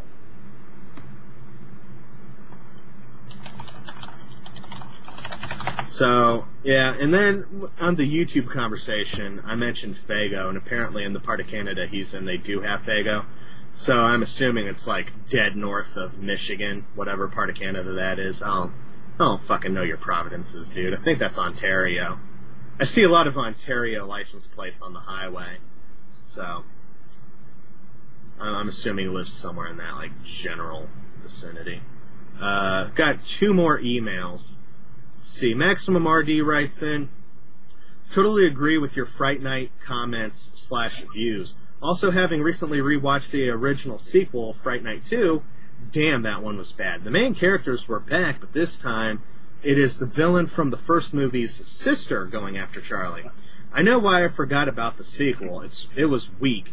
They were even sillier than the original, with none of the class-style atmosphere of the original. I've never seen the sequel, but the first one, Fright Night, great fucking movie.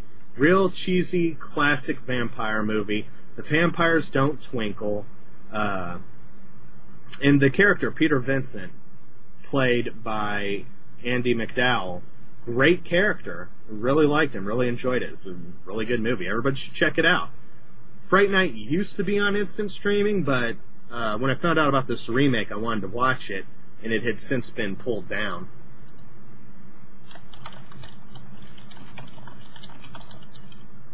So definitely go out and check that out. Let's see.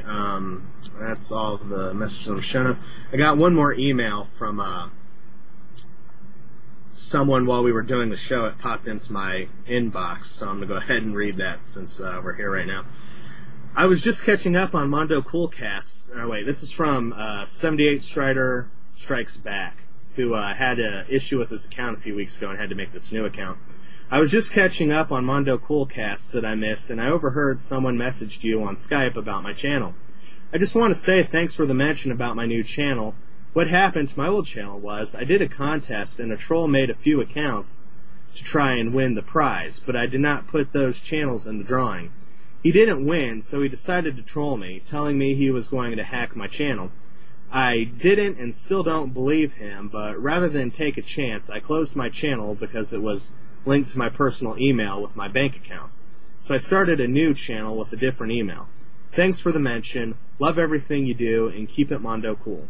The way most people hack YouTube channels is by finding out your email address and doing a password reset and guessing personal information. I know someone that's hacked into a really big channel on YouTube. Like, they've got like 400,000 subscribers, and they hacked into their email. And the security question was, name of your first boyfriend. And they just started guessing boy names. You know, like John, David, Jacob, Jingleheimer, Schmitz, what the fuck ever. And eventually got it, just by guessing a bad security question. So be careful with your security questions. I prefer not to use them if there's an option not to, and I just make complicated passwords that are always nonsensical words and numbers, and always make sure lowercase and capitals. And yeah, that's my advice on that shit. So it's good that you're taking preventative measures and using a different email account that's tied to your shit. But most of the time, they need to know your email first before they can do that simple hack into it. Yeah, the word hacking makes it sound like there's more to it than what there is. The guy might be making idle threats because he's a dick. Sorry about your experience in the YouTube community, Strider. That is shitty that people are dicks. And, fuck that guy. That guy's a piece of shit. Also, change your passwords regularly. Every, year or so, change all my passwords around. So, it's a good idea to do that shit.